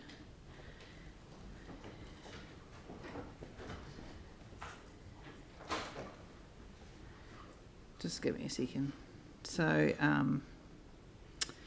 on page 114, I listed out a number of the reasons for why we felt the hearings panel that we could support it. Currently, there's 4 lighting poles that are allowed, and we were looking at just increasing that to 6. Of course, the big difference being that these poles are not retractable, that they would be permanent. And then there was a number of other reasons that you can see listed there. But when I was looking at it as the chair, I was really considering the concerns of the submitters, people that brought things they were worried about, and I wanted to make sure that we could rule those out or see those as things that were not significant enough to not go ahead with a decision for this lease. Probably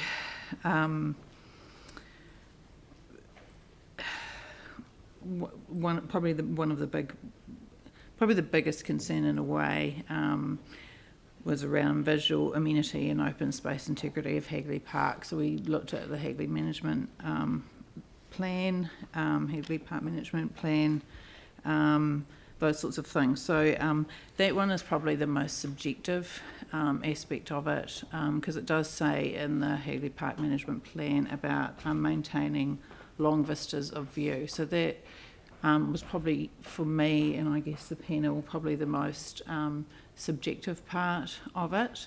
But I think we all felt, because we were unanimous in our decision, that that was a relatively minor effect. Not to use that sort of terminology, but I would really, at the end of the day, that's a decision for Poto Williams to be making about the height of the towers and the effect that they will have anyhow. But other things that we considered as well were people brought along concerns about commercial activity and the exclusiveness of Hagley Oval.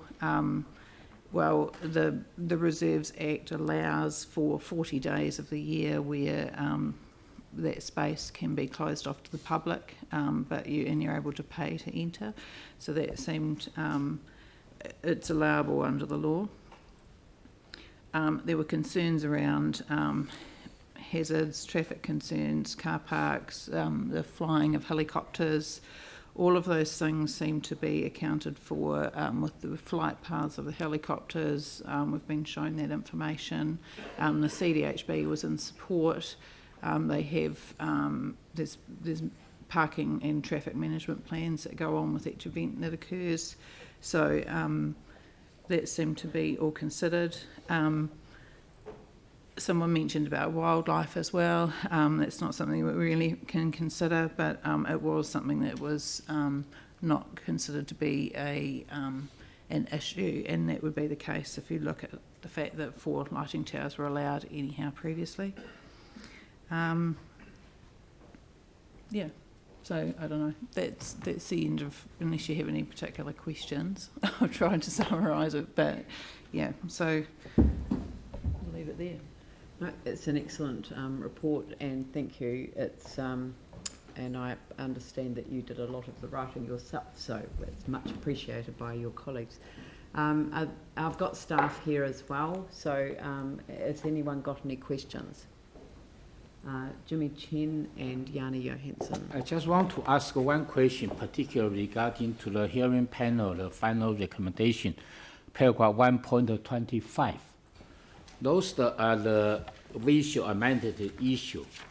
You know, hearing panel mentioned there's a minor concern or major concern. Those one have any objective criteria, no major or minor, or is just based on your here is a relative a minor concern. I just want to know that's objective or subjective. Those one. This is my question. I'm not entirely sure I understand the question, sorry. Yep. Regarding such issues, minor or major, whether have objective criteria in there, that's minor, that's major, or just relative. Minor or major are usually terms applied in an RMA context. I think as the chair of the hearings panel pointed out, there wasn't a lot in that realm that could be considered, but the impact on the open space values of the management plan was really the only thing that can be considered. It's not really for staff to make a judgment on that now. The hearings panel have done that. As Councillor Coker pointed out, they considered that to be relatively minor. in the context that there is already approval for 4 floodlights that can be raised to that same height. Okay, thank you. Yanni? Thank you. I just wanted to check several things. One is, if we approve the lease today, but the minister doesn't approve the changes, what happens to the lease? The existing lease will remain, and the Canterbury Cricket Trust will have to make a decision on whether they wish to proceed through an RMA process back to the Environment Court or not. So what happens to our decision today, though? Do you mean this lease that we're currently considering today still remains? The variations of the current lease is unlikely to be needed. So we'll have to work out whether it needs to come back to you to actually rescind the resolution, or whether it just, they never enter into that lease, that variation. Right. So why are we not waiting for the minister to make a decision before we're considering this? Because they made an application to us at the same time as the minister, and we need to deal with the application that they made to us. And they're 2 separate processes, so... Okay. And I appreciate that. I think you've had some clarity around the helicopter flight path, the issues that have been raised with CAA. So did you want to just talk about how that issue will be addressed? Sure. I mean, it's a normal business process for any development. Council staff will engage with the relevant authorities as any detailed designs are unravelled to mitigate any potential impacts. So should this proceed, I would expect that the Canterbury Cricket Trust will work with council staff, the Civil Aviation Authority and the CDHB to make sure any matters relating to flight paths and safety are dealt with. Right. And just the final question, just in regards to the timing and the sequencing around the lights being installed. Was there any consideration around timeframes for which the lease gives in terms of erecting the light towers? I mean, if they're not erected by a certain date, does the sort of lease change or default, or is there any consideration around, you know, the time sequencing around if we give approval, then on what conditions are there in terms of actually the work happening? I'm sorry, I'm not completely familiar with the lease. Unfortunately, the lawyer who was involved in the leasing side of it is way on leave. And so my understanding is, if the question is, if it takes them 3 or 4 years to implement the lighting towers, when will the lease expire? Is that your question? So previously there was concern when council initially went in around seeing the business plan to ensure that the work happened. You'll recall the initial decision. So I was just trying to get some sense of, is this just an open-ended kind of time frame for which the lights have to be installed, or is there a kind of date by which, you know, we're doing this because of so my understanding is the current lease doesn't have a sunset clause for the erection, nor would this one. Okay. But there is an expiry date on the lease, yes, of course, which applies no matter when they erect future. the lights. Yeah, and so, sorry, just to be clear, will the lease come back to us once we approve this today, or? Typically, no. No, once the decision's made, it's, our council leasing team will draw up the lease. Okay, thanks. Any other questions? Melanie, would you like to move the motion? Yeah. Do I have a seconder? Anne Galloway. Is there any discussion? Andrew? Just very briefly, just noting that 3 of the 4 members of the hearing panel, including the chair, are brand new councillors. I'd like to thank the hearings panel for their work and commend them on the quality of the work done. As seen by the level of submissions, the number of submissions, this was a high-profile matter with quite a lot of public interest. The quality of the reporting and clearly the quality of the work done through the hearings panel is worthy of note. So I'd just like to thank those people for their role in getting us to the point that we're at today and the ability to hopefully accept their recommendation. Good. Right, Yanni?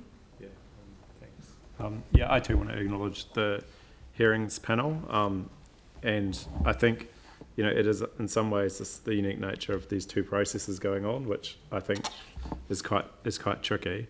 For me personally, I'd rather prefer that we wait until the minister's decision is made, rather than address this today. So I won't be voting for it. I'll be abstaining from it, because I believe that it would be really important to get the resource consent planning issue sorted first before we consider the lease. I think there's a number of questions in my mind as to what we might want to have in the lease if the decision was a certain way. So, but I do want to acknowledge the huge work that's gone in and all the people that have taken time to submit. I think it's been a really good process. Thank you. Aaron? Yeah, I too thank the panel and the work done by them and all the submitters. Often a lot of people that are in favour of things don't come out. This time they did. And I'd also show some respect to the people that submitted against. They are a very strong, passionate voice, and that's what gives us balance in the city. So thank you to those that do speak up and voice the concerns of members of our community. It's not lost on me, this one though, that once in a great book it said, "Let there be light," and it's Christmas week. So I don't know if that was done on purpose, timing-wise, but yeah, just thank you. Thank you, Lord. Thank you. Anyone else? I'll put the motion. All those in favour say aye. Aye. Those opposed say no. That's carried. And abstention from Jana Johansson. Thank you. Thank you very much. Governance matters. So I've got... now, could we make a change to number 2? I just want to take out A and B, and I'll bring a paper back in the new year, and if we could change the headline to say appoint a member. Appoint Councillor Major to replace Paul Lonsdale, who I have personally thanked for his contribution to Ototahi Community Housing Trust. He represented us on there when he was a councillor and remained on for a term afterwards. And I'll come back to the appointments of the other 2 positions in the new year. I will, but I do want to get the replacement done now. I go back to the community museum. So councillors Cotter and Galloway are currently, and Tom Thompson is our independent person on there. They are our current appointments, so they're reappointments. David East is a current appointment. But I would like a little bit of time to discuss the appointment of a new person to take his place and to develop a good process for doing so. Between now and then, he's agreed to remain on until the 30th of April, so I would like your support for that. This was supposed to be Councillor Galloway to keep Christchurch beautiful. Sorry, there's just a couple of things here. And thank you, Councillor Cotter, for being a liaison person for that. And can we scroll up to the Karashki sister city? And if we could put Councillor Melanie Coker, or Councillor Coker, as a representative on that.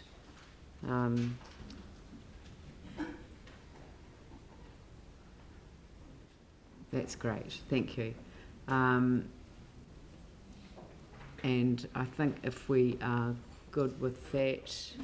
I'd like to move an amendment, if I could. So I'd like to move an amendment that we have... Sorry, there's no motion on the table yet, so it's a bit premature. No, sorry, I'll move the amendment. So we've got Okay, so, well, I'll move the recommendations en bloc. You'll second it? Mike Davidson. Right. Amendment. Cool. Yeah, now I'd like to move an amendment. Thank you for that.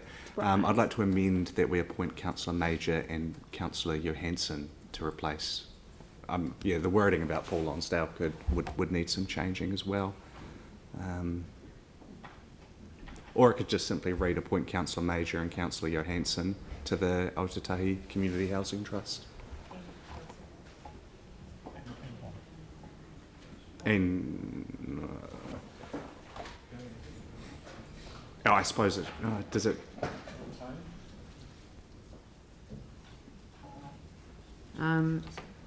Yeah, just fine. Okay, so all right. So you want to is that's not the amendment. It's appoints Councillor Major and so you want to add the words and Councillor Johansson and to remove the words to replace Paul Lonsdale. Yeah, otherwise the or Councillor Major to replace Paul Lonsdale and Councillor Johansson. So put and Councillor Johansson. Yeah, Right, that'll work. Okay, and Point of clarification. what?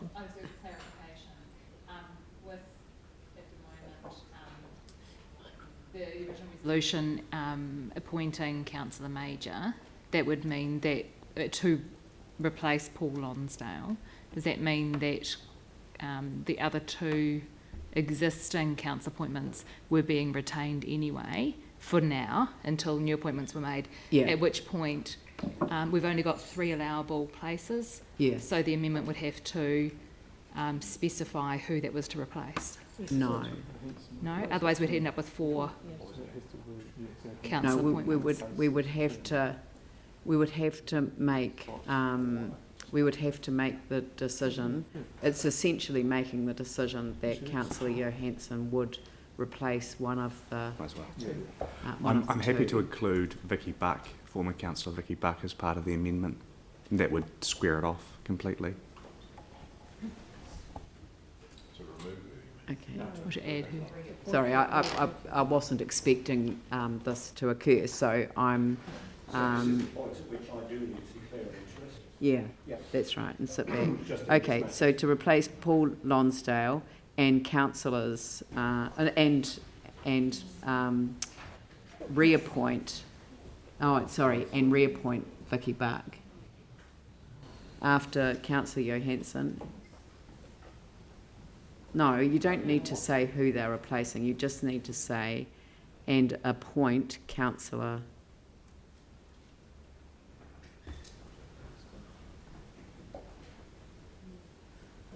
And reappoint. So, I mean, because, I mean, you might want to find the old resolution and just change the names. Change the names.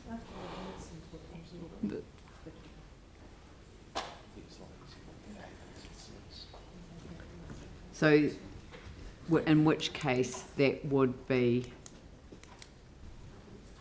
because yeah. They would need to be separate though, because. Yeah, I know, because. Some of those on the, yeah. Appoint 3 members to the Aotearoa Community Housing Trust. It's exactly the same, but just put the 3 different names. And then put the 3 names.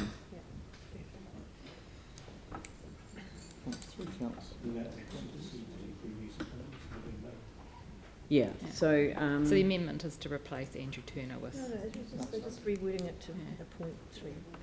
No, the amendment doesn't, because I changed the wording of the that's right. motion, and I wasn't expecting this amendment to be played out at this stage. I was seeking to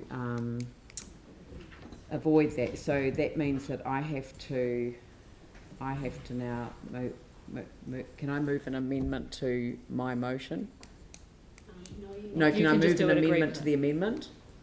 No. Deal with the motion on the table, but Councillor McClellan may be happy to accept this change that you have. No, he won't. So,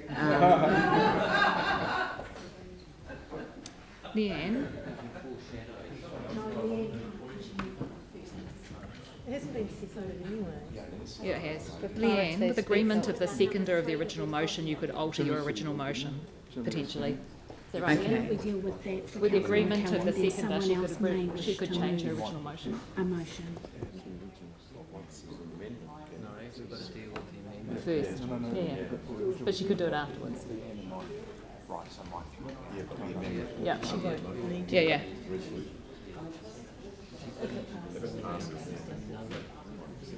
It would only have to be the screen of the second. I think Jimmy and Sam have said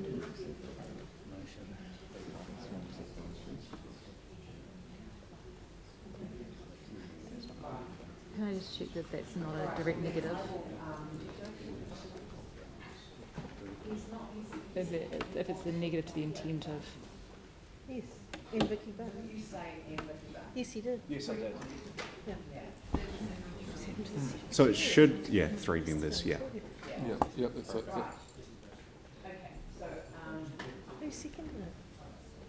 The amendment, no, yeah. That's what I said.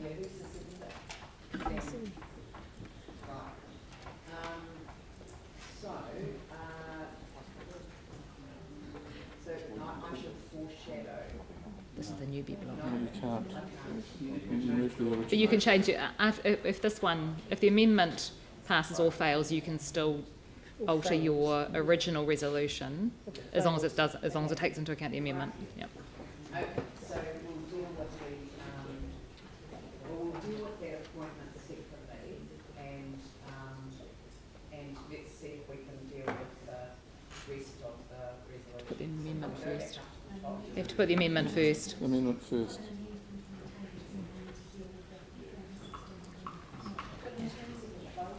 No. No. No, it has to be afterwards.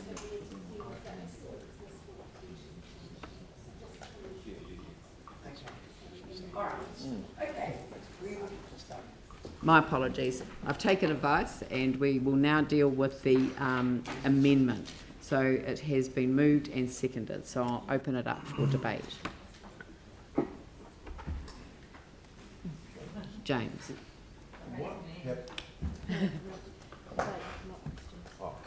This is just for the amendment to the Ototahi Community Housing Trust.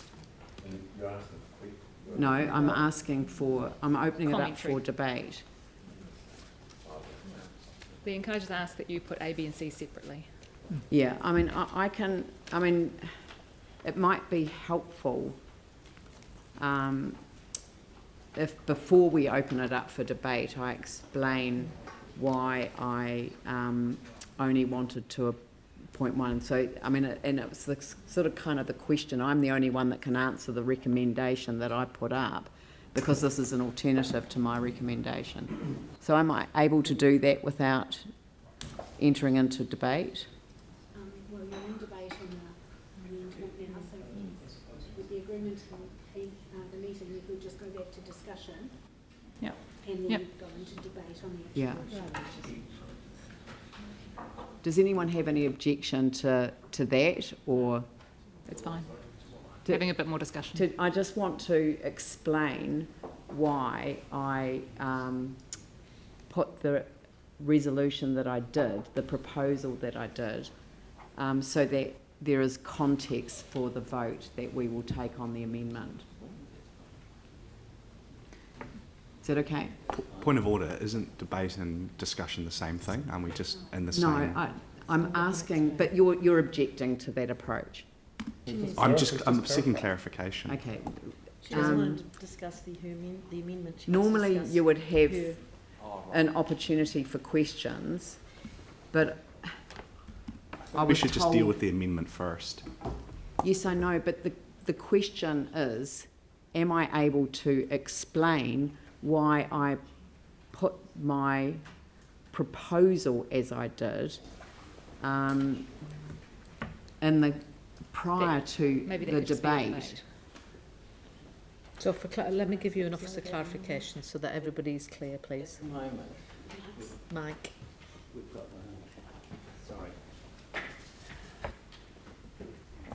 At the moment, we've got an amendment on the table. You can have discussion or ask questions around that amendment. If you want to speak to it, then you're able to speak to it. Yes, I understand, but James put his hand up and it was a question. And then I said that we were dealing with the amendment first. Yeah. But we were Yes. already in debate. And if you...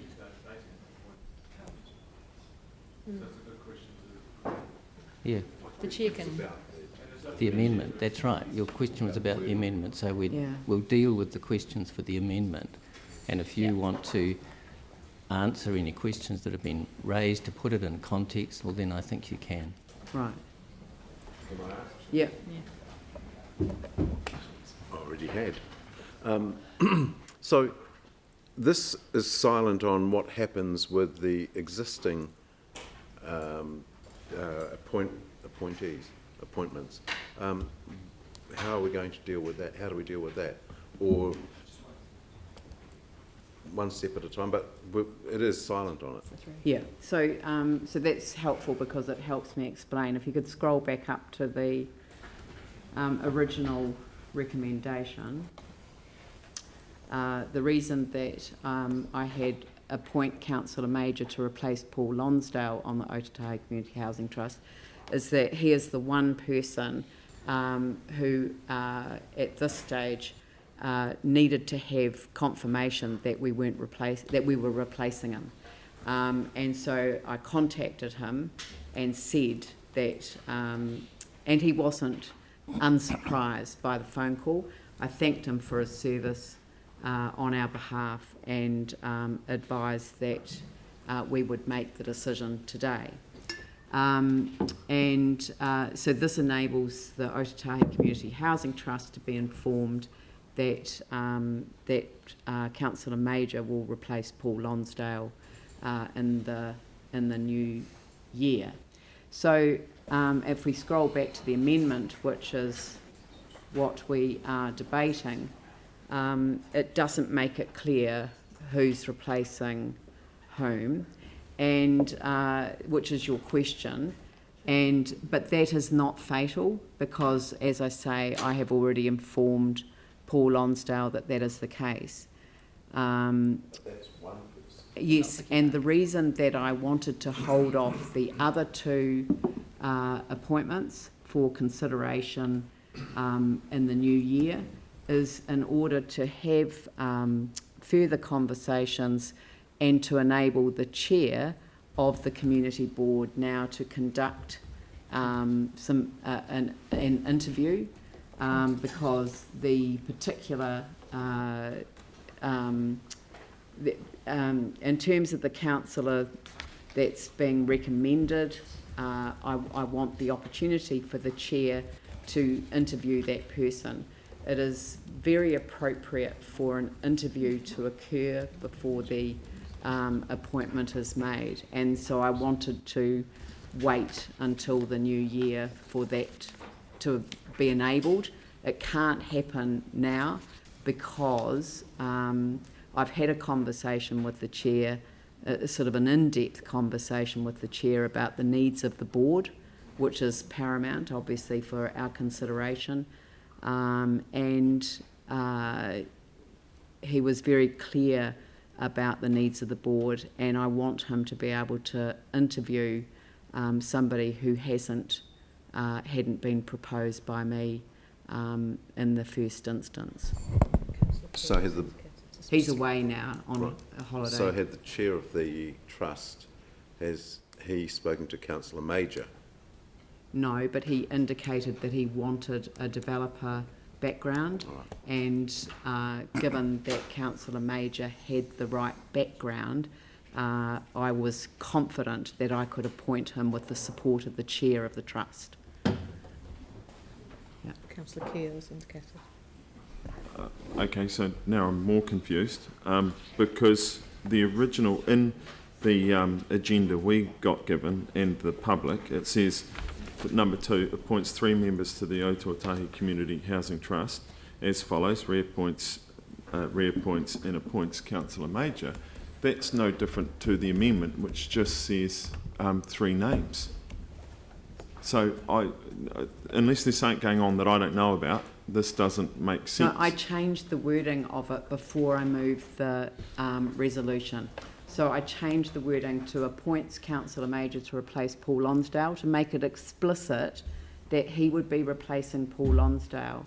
I deferred the other 2 appointments that we make to the Otatahi Community Housing Trust to the new year. They don't have to be made immediately. I want to bring it back to the January one, and so, you know, this is your foreshadowed motion. If the amendment fails, we'll deal with the actual resolution that's in front of us. So were we given, so the agenda we got was not right, but were we sent an email or something? The agenda you were given was right. Right. I made an adjustment to it as a result of conversations that I had with people. Right. And I am very mindful, you know, that we are discussing individuals in the public, and I want us to be able to do so in a very respectful manner. And I would have preferred to allow the chair of the community trust to interview somebody that I hadn't proposed after having discussions with him. I'm just going to bite my tongue. Can I just say something here, that we do have a process for these appointments, and I think by making decisions along the lines of what you're going to debate shortly and make is not complying with that process. Explain the process then, so we all understand what process has been gone through. Well, we have a process under the appointments policy, the appointment of a panel to consider council organisation appointments. This is not a council organisation. It is not. It's an independent trust. It actually is a council organisation. No, it's not. But we appoint one. We have stayed absolutely clear of this being a council organisation. It is not a council organisation. It's an independent trust. We nominate a minority of trustees to the trust. We are not able to control it. We are not able to even... I'm not saying that you would control it. We're not able to have any say over what happens to the distribution of their property. No. We're not able to have any influence whatsoever other than appointing trustees. And they are not in the majority. No, I accept that, but it is an appointment. We have the right to appoint one of the 3 of the trustees. Yes, but it's not So a council organisation. Well, that makes it a council organisation under the Act. What? I mean, look, I was just saying that from a process point of view, From a process this is not point a of view, good we way of doing can't it. deal with this now if that is the advice, because if that is the advice, we can't make any appointments to it today. It may be that we should confirm the position before we make an appointment. We find that out and make it clear. Perhaps defer it until such time as we can. Can I just clarify? Yeah. Has this not gone through the legal team before coming here, or? No, it hasn't. Well, it didn't last time, and it wouldn't this time. This did not go through an appointments panel process. Okay, well... But anyway, look, if that is the advice, so is the Canterbury Museum Trust a council organisation? That's subject to particular legislation around the appointment of... This is ridiculous. This isn't subject to any legislation, though, as the museum appointments are. Can we... Look, I'm really sorry, but this is not... I mean, this is a live stream meeting of the council. Can I suggest we adjourn for 5 minutes? Yeah, let's adjourn for 5 minutes and we'll...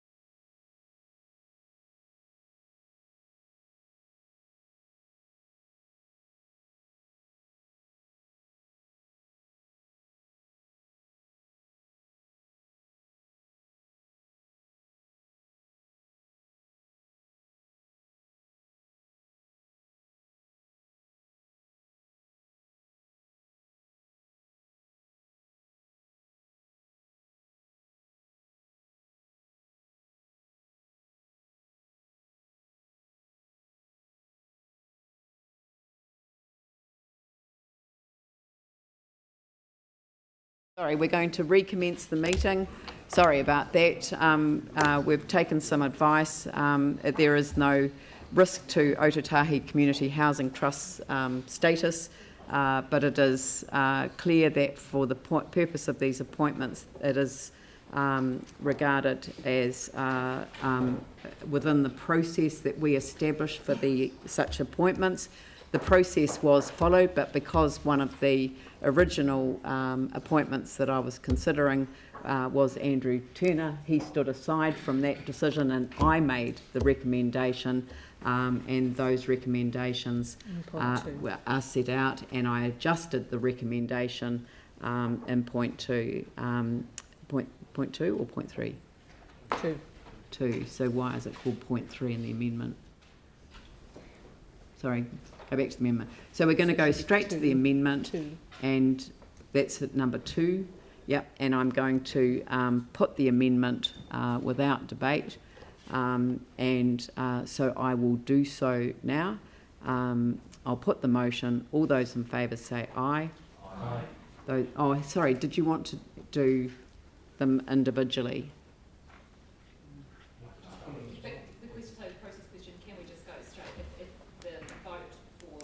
The amendment is no, we're still able to go back to the original and vote to someone who we've just voted no for. Yeah. Because it's a holistic thing. Okay. Yeah. Okay, so so you don't want to do them individually? Right, okay. So I'll put the motion again. All those in favour say aye. Aye. Those opposed say no. No. So that's, could you please call a division? Yeah. Thank you. Councillor Galloway. Councillor Johansson, step back from this. Step back. Councillor Turner, step back. Councillor McLaren. Yes. Councillor Major. Yes. No, you can't vote. No, step back. You're in the motion. No, you can't vote for yourself. Yeah. Councillor Goff. Sorry. Councillor Goff. No. Councillor McDonald. Yes. Councillor Kewen. Yes. Councillor Cotter. Yes. Councillor Davidson. No. Councillor Standrick. I'm going to abstain. Councillor Chu. Yes. Councillor Coker. Yes. Councillor Templeton. No. Councillor Daniels. No. Councillor Chen. Yes. The Mayor. No.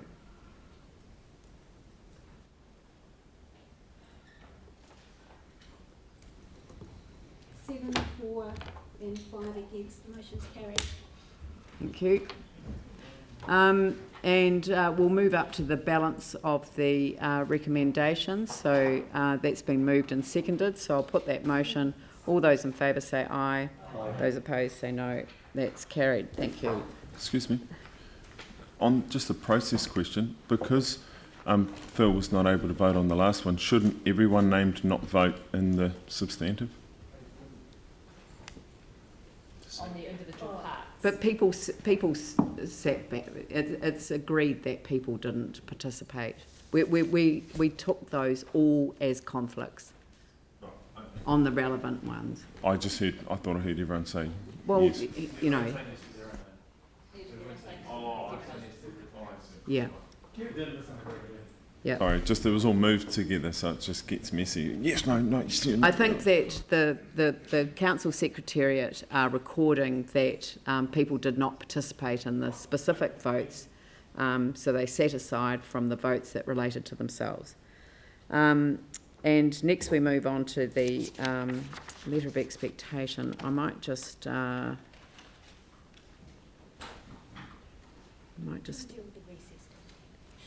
yeah, look, I'm just going to do easy papers first. So I want to do the appointment of the Council Recess Committee, which is 17, and it's really important for the organisation as a whole. Am I allowed to vote on a recess, establishing a recess committee? Just checking. Okay, so I will move that we appoint a recess committee as detailed in the resolution. Do I have a seconder for that? Sarah Templeton. Any discussion? Put the motion. All those in favour say aye. Those opposed say no. That's carried.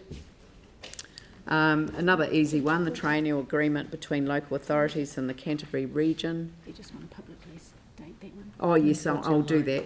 So I'm going to leave item 14 to lie upon the table. We have an extension until the end of January, so we'll come back to it in the new year. So if we could just move to item 15, the triennial agreement between local authorities and the Canterbury region. I'd like to move that. Item 15, approve the draft Canterbury local authorities triennial agreement and approve the Mayor signing the triennial agreement on behalf of the Council. So I'll move that. Seconded by Sarah Templeton. Any discussion? Question? Yanni? Yeah, I just wanted, I'm surprised we haven't workshopped this. Is there any chance for us to actually look at how we work with our neighbouring authorities and what we might want to put in? Like things like public transport, regional funding, etc. The public transport issues being dealt with as part of the joint committee under the sort of kind of generic, I know it's a regional approach. The trouble is it's a regional approach, but the impact is Greater Christchurch. We've got the Greater Christchurch Partnership and we've got the joint committee. We've actually made the membership the same people for a reason, which is to see if we can get a much more joined up collaborative approach across the two districts, the regional council, NZTA, who sit at the table for both of them. So we're going to be working on that. That isn't really a function for the triennial agreement between local authorities. It's more around no surprises. We did make a change to the what do you call it? The sorry, I'll just pull it up. But we made a change to the reference to the Canterbury Regional Economic Development Strategy and said that we would be developing a new strategy which is based on sustainability, and that's really picking up the need for the region to be thinking about some of those bigger issues. Right. So will that come back to us before work begins on that? Sorry? Will that come back to us before work begins on that sustainable development strategy? It's not a sustainable development strategy, Yanni. What I'm trying to say to you is that there is a Canterbury Regional Economic Development Strategy in existence now. And it is based on a collaborative working relationship between the region's districts and the city and the regional council. So I'm just looking at 15.2, which says develop and lead implementation of a sustainable development strategy. Yes, that's right. So I'm just trying to understand what but that it's not in is. a capital letters. It's not the sustainable development strategy. It's a sustainable development strategy for the Canterbury region for local government triennium 2020-2022.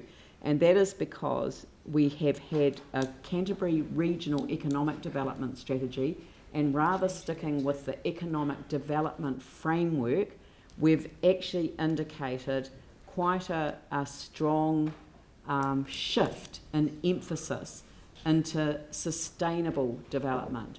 And so that will be available for discussion and great. So we'll get to consideration. That would be great. The second question was just whether or not the mayoral forum is open for people to observe or open to the public as a public meeting. It's actually it's really not a good, public meeting, but all of the information about what is discussed at the meeting, that's all put on the website. So it's not one of the public meetings. You know, there's the Joint Committee on Public Transport, the Greater Christchurch Partnership. They're all public meetings. Haven't seen many councillors turn up to them, so other than those that sit on them, but you're all welcome. and all of the agendas are put on the hub. You can all look at them, you can read them, you can come along and observe, you can come along and make representations to them, because that's what they're available we for. can't to the mayoral forum, as I But understand not it. the mayoral Yeah. forum. The mayoral forum is a statutory requirement to bring together all of the mayors. They meet 4 times a year, and they put on the website all of the information. It has developed the Canterbury Water Management Strategy, the establishment of the zone committees. That's why the zone committees report to both the council and the regional council. So that is the nature of the body. But no, it's not a public meeting, but it's certainly publishers. It's a very outward-facing group, but it doesn't have decision-making powers, as you know. All of the decision-making powers come back to the individual members. Anything else? I'll put the motion. All those in favour say aye. Aye. Those opposed say no. That's carried. Thank you. And that's the report of the social housing working group. So I've had a discussion with one of the councillors who would like one of the aspects voted on separately, but that's fine. Since this was my working group, which I want you all to see was set up, has done what it was said it was going to do, and now finishes. This is the new way of working, is just short-term working groups, get the job done, report back to council, sign off. I'll move the recommendations. Do I have a seconder for that? Sarah Templeton. So, questions?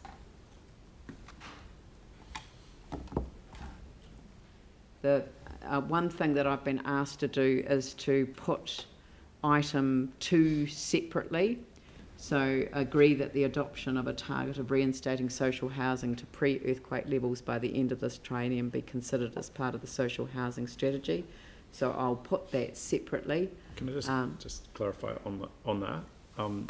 In terms of, we're not making that specific decision today. You're saying just to consider it as part of the social housing strategy. Exactly. Right? Yeah. Cool. Yeah. So what I identified, and well, we identified at the working group meeting, was that, and Bruce helpfully pointed out to us, that the terms of reference actually assumed a policy outcome of reinstating provision of social housing to at least pre-earthquake levels by the end of this council term. But actually we haven't ever adopted such a policy. So thank you, Bruce, very helpful to have that pointed out. I wanted a mechanism for at least getting it in front of the council. I know that the outcome will be determined by the council itself, and I couldn't think of a way of doing that didn't mean that the working group continued for longer than it needed to. So I've simply attached it to the social housing strategy, which will be ready to come to council relatively early in the new year. So, and given that, it's an opportunity for us to consider whether we do want to have a target. I mean, personally, I don't want to have targets that mention the earthquake going back to earthquake levels for anything. But if we don't have that as a target, if we don't consider that position, then some of the reporting information may need to change. But I'm good with that. It's a council decision as to whether we adopt that as a policy. 2 indications, Keo and then Scarlett. Keown, Aaron Keown, and then Tim Scandra, and then Pauline Cotter. Mine's just on that, is the pre-earthquake levels, is that just a sheer number? If so, why not just use that number? Or is it population-based? Because if the population has grown by 5%, then will social housing grown by 5%? Over and above the report. Or decreased if the population's less than? We'll come to the actual adoption of a target with the consideration of the social housing strategy. So we didn't consider that at the meeting, all I'm saying is that the terms of reference of this working group assumes that that is our policy. So I don't think it will be enough for some, it will be too much for others, and others will have different sets of priorities. So let's have that debate then. This doesn't predetermine that. Tim? Yeah, look, I'm a bit confused about this too, because we are under a huge amount of pressure in our LTP to what kind of finance. I mean, is this something that we're going to discuss later on, this point too? That then, if we're going to put, adopt targets, etc., that are unachievable when we're looking at an LTP, and we have communities right through the city. We've just had New Brighton telling us how appalling we've been with regards to that. So, I mean, I just sorry, don't look, I've just used a bad word because we're not debating this today. So can we change the wording to agree that the consideration of a target of reinstating social housing to pre-earthquake levels agree that the consideration of a target be included as part of the social housing, be included. Leanne, if all right, that's, so that makes it clear. If that's the case, put it together. Yeah, Right. I don't need it separately now. Okay. Yeah, because I'm not saying I don't want us to have the debate today. That wasn't the function of this working group. But if the working group itself was actually set up on the assumption that this was a policy, but actually it was a commitment that I made during a campaign, and if but it will be over to the council to have that debate with proper information in the new year.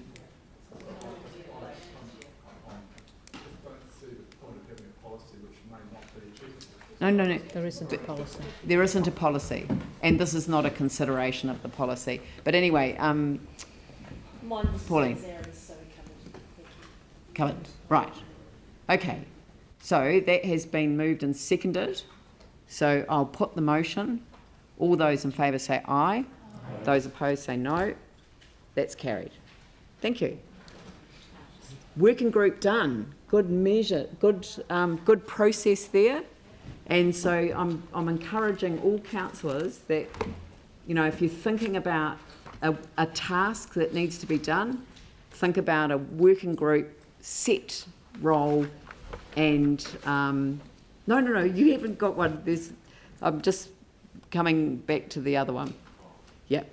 Right. So the last item on the agenda before lunch, which we may get through, I think this is the last one, is it? Last open agenda item, and is the Mayor's letter of expectation for the LTP and the council strategic framework. Now, I did find a slight error in the letter of expectation, sorry, and I did mean to highlight it. It's still written as if it was written before the election on page, it is a tidy up. So look, I'm just going to change the wording of the letter to remove the line that indicates that it's going to brief an incoming council. Is that all right? So we're just going to assume that I can have the right to do minor omissions and errors. And again, I've had a couple of people raise a couple of items in the strategic framework, and we'll have a debate about that.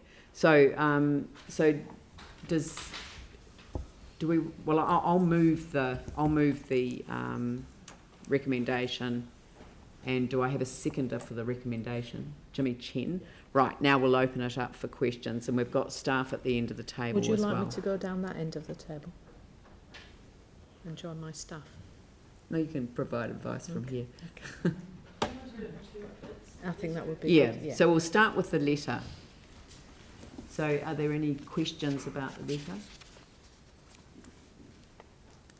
We're all good with the letter? Okay. So, so why don't we just deal with the letter first and just get that signed off? So just with minor amendment.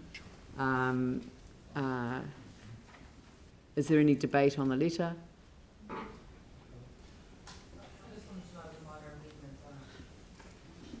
We.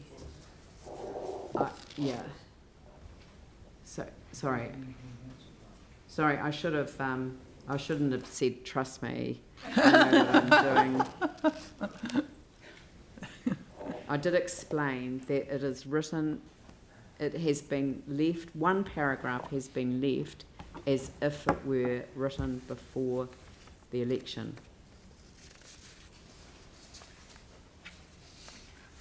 And of course I can't find it now.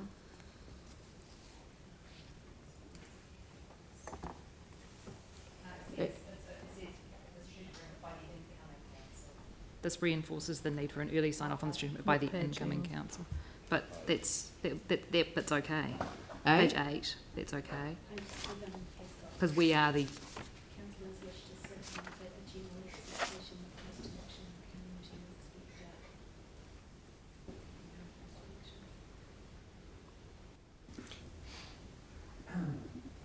that. Look, I'll have a look for it. Can Yanni, do you want to debate it? You're far away. Page 8 of the letter. There's a reference under community and stakeholder engagement, paragraph 2. Yeah, should be by the new council rather than by the incoming council.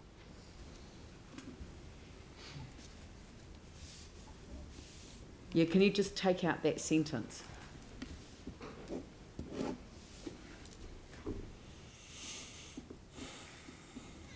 So that was the one that I wanted removed. Is everyone good with that? Thank you. Right, Yanni. Thank you. I just wanted to acknowledge a really significant change of direction on page 147, page 6 of the letter. And it's the paragraph that says it's vital important, probably should say vitally important, that infrastructure projects are clearly visible to community boards and their residents, with hyperlinking from the capital program as part of the LTP process. And I just really want to commend you for adding that in. I think it's really critical. I would hope that that can also extend to the program level budget so people can see the visibility within those as well if possible. But I just wanted to acknowledge that request because I think it's really fundamental that everything else is great. It's the high level and it's important stuff that needs to be done. But if our community can't understand what we're putting out for them to engage in, it's pretty fundamental to their participation. So I just want to acknowledge that being in there, strongly support it, and I just hope that can be considered as extending to the program levels of budgets as well. Thank you. Mike. I've just, it's not really a question, it's more of a comment. So I'm just a bit concerned because obviously we've workshopped this and a lot of this stuff was done. I had to go to another meeting and then changes have been made. We're doing the letter of expectation only. Oh. Yeah. So, Jimmy Chen? Yeah. First, I would like to acknowledge the mayor. I remember mayor initiated this draft one, and we have a further discussion to contribute because this rate of expectation actually to give the new CE and the management level they can follow our the direction. That's a strategic direction for them to establish those the new long-term plan, particularly for the 2021 to the 31. And also we highlight all and the existing status, the situation. I think that's all inclusive cover, very good. So I acknowledge the mayor done a great job, and also acknowledge all the fellow councillors contribute to this one. Sarah. Thank you. I'd just like to acknowledge the Mayor for the work on the risk and resilience framework that I think is incredibly important.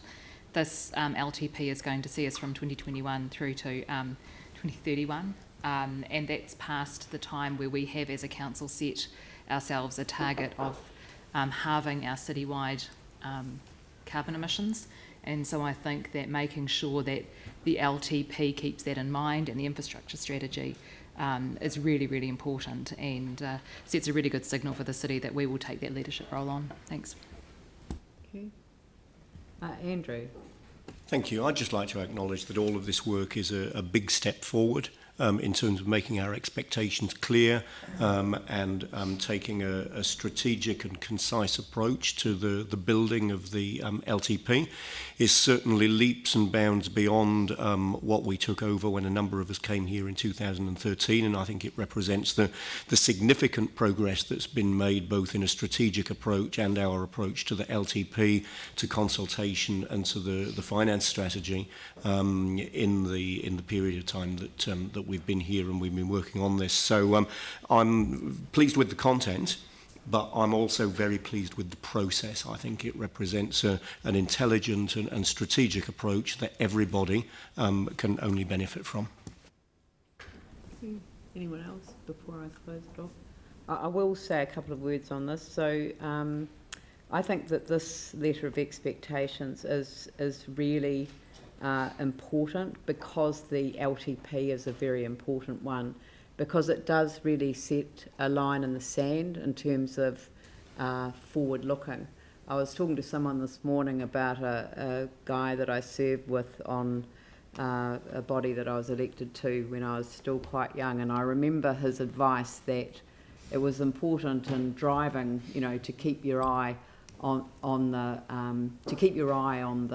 the rear vision mirror, and which was an important message. You've got to keep your eye on the road ahead, but you've got to focus on the road ahead, but you've got to keep your eye on the rear vision mirror, because history does have a habit of repeating. And it's a really good metaphor for life, and actually a really good metaphor for this LTP. We have to forge on. We have to be forward looking. We have to ensure that we deliver the expectations that have been set for us by our community and residents who participated in the election that we've just had.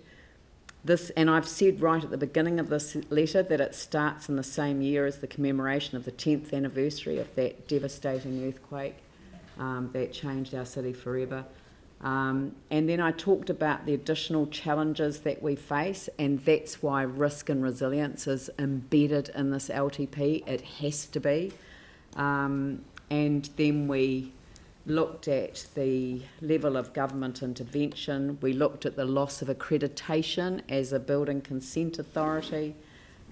We looked at the response to the tsunami warning as a result of the Huranui Kaikoura earthquake. We looked at the Port Hills fire, the loss of secure water status.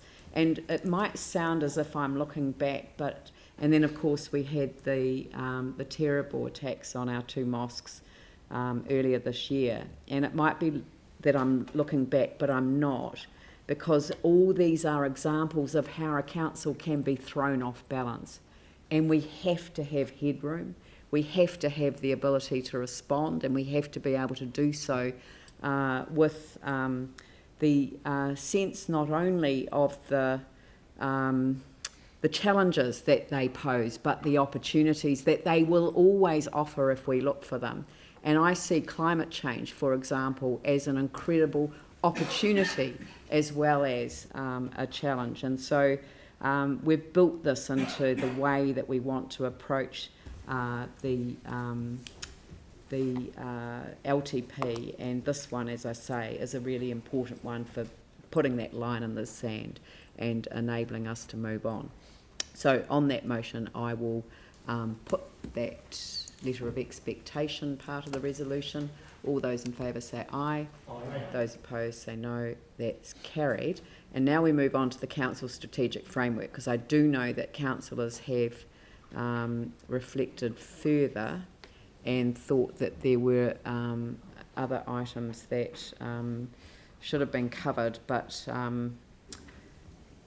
it's always difficult to think of So we're going to do them at the isn't meeting? going to be covered. So we're going to do them at the meeting, are we, Leanne? Okay. They're relatively small. But,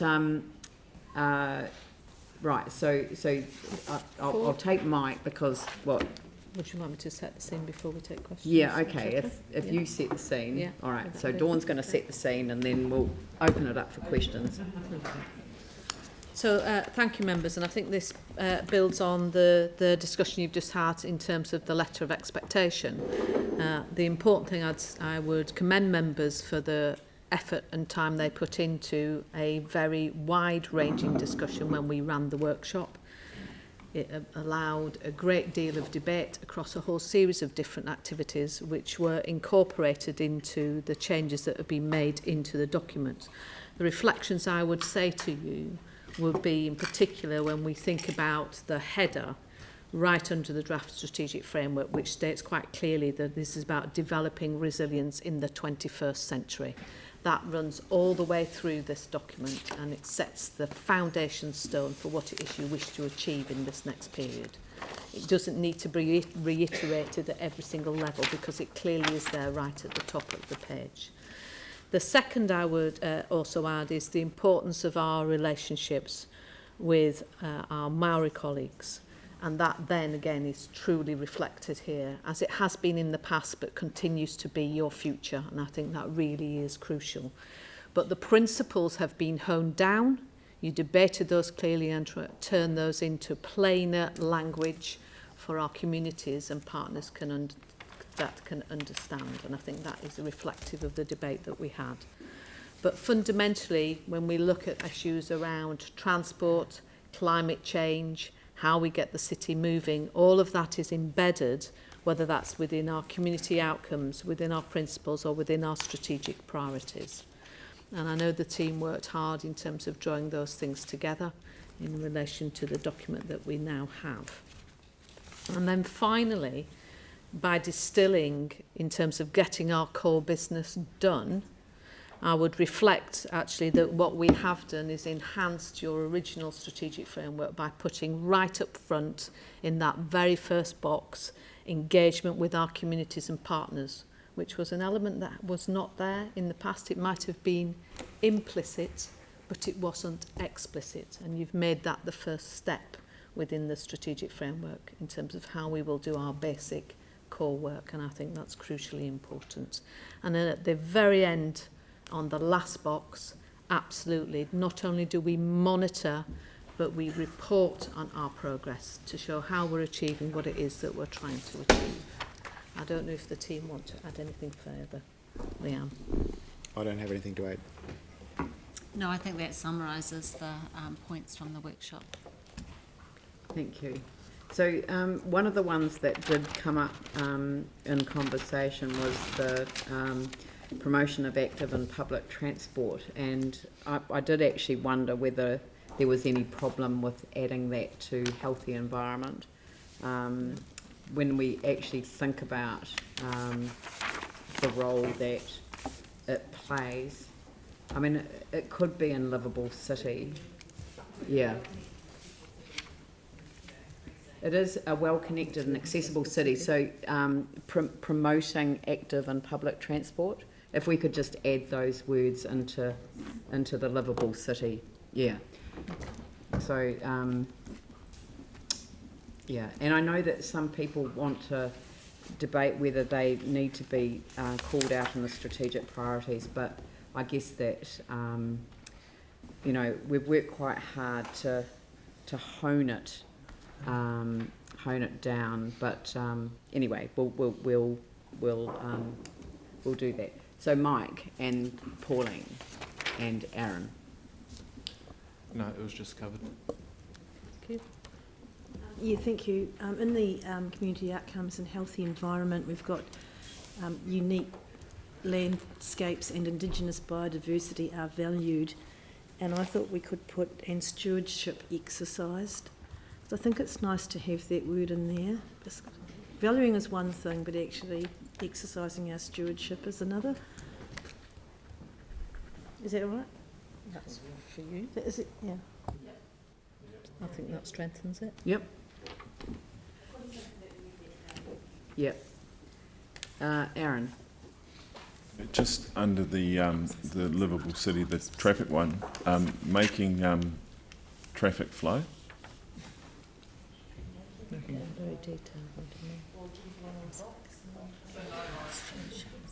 What's that?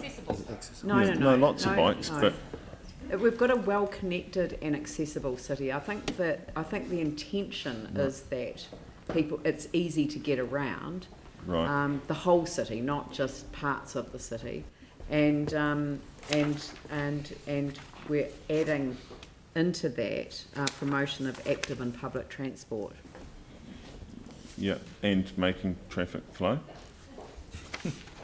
I just can't see that that's. You could have ebb and flow. Right. Well, maybe I'm the only one that's ever received emails on it. No, it's not. Right.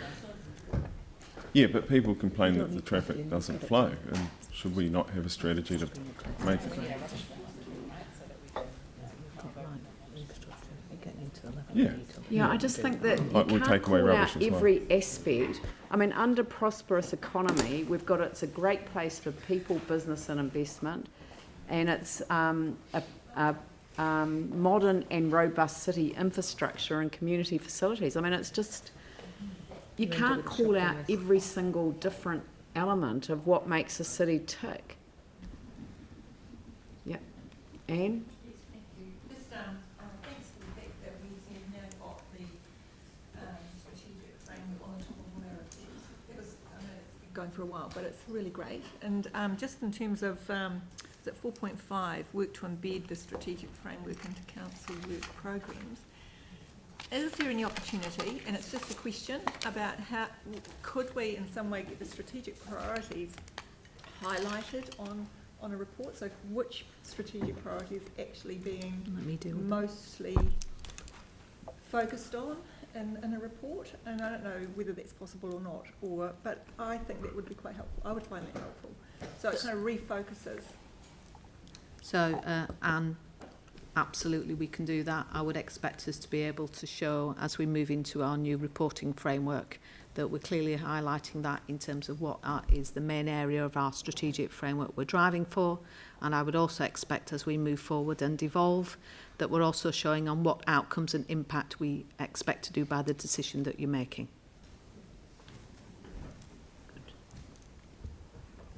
All right. Any discussion? I'll put the motion. All those in favour say aye. Those opposed say no. That's carried. Can I thank members? Yes, you can. Thank you. I would like to say I thought the workshop was a great piece of collaborative work, and to get through the strategic framework in this manner is very positive, and give me my chance to say Merry Christmas to you all as well. Good. And on that note, can I move the resolution to exclude the public, and I'll just run through these specific provisions. So we have a set of minutes that were dealt with in... we can crack on with these, can't we? Yeah, there were a set of minutes that we were dealt with in Audit and Risk Management Committee. There's the internal audit status report, and of course that information will be released once the findings raised have been resolved and further advice has been provided to the Chief Executive. So the desire is to get the information out there when it can be released. The risk management status report, again, also when the Chief considers what information in the risk management status report can be released. And we've also got the appointment of an independent chair of Christchurch Red Zone's Transformative Land Use Governance Group. And again, we had this discussion last week, protection of privacy of natural persons. The decision can be released once the appointment process is concluded, with redactions as appropriate to preserve privacy.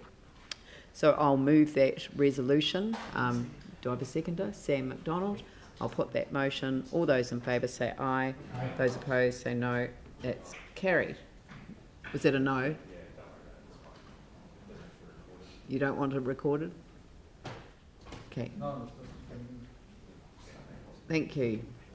So, yeah, so on that, we will now adjourn now that that is dealt with, we'll adjourn for lunch, and we can return here at 2 o'clock. And for those that are coming to the presentation of the plaques for previous service to the council for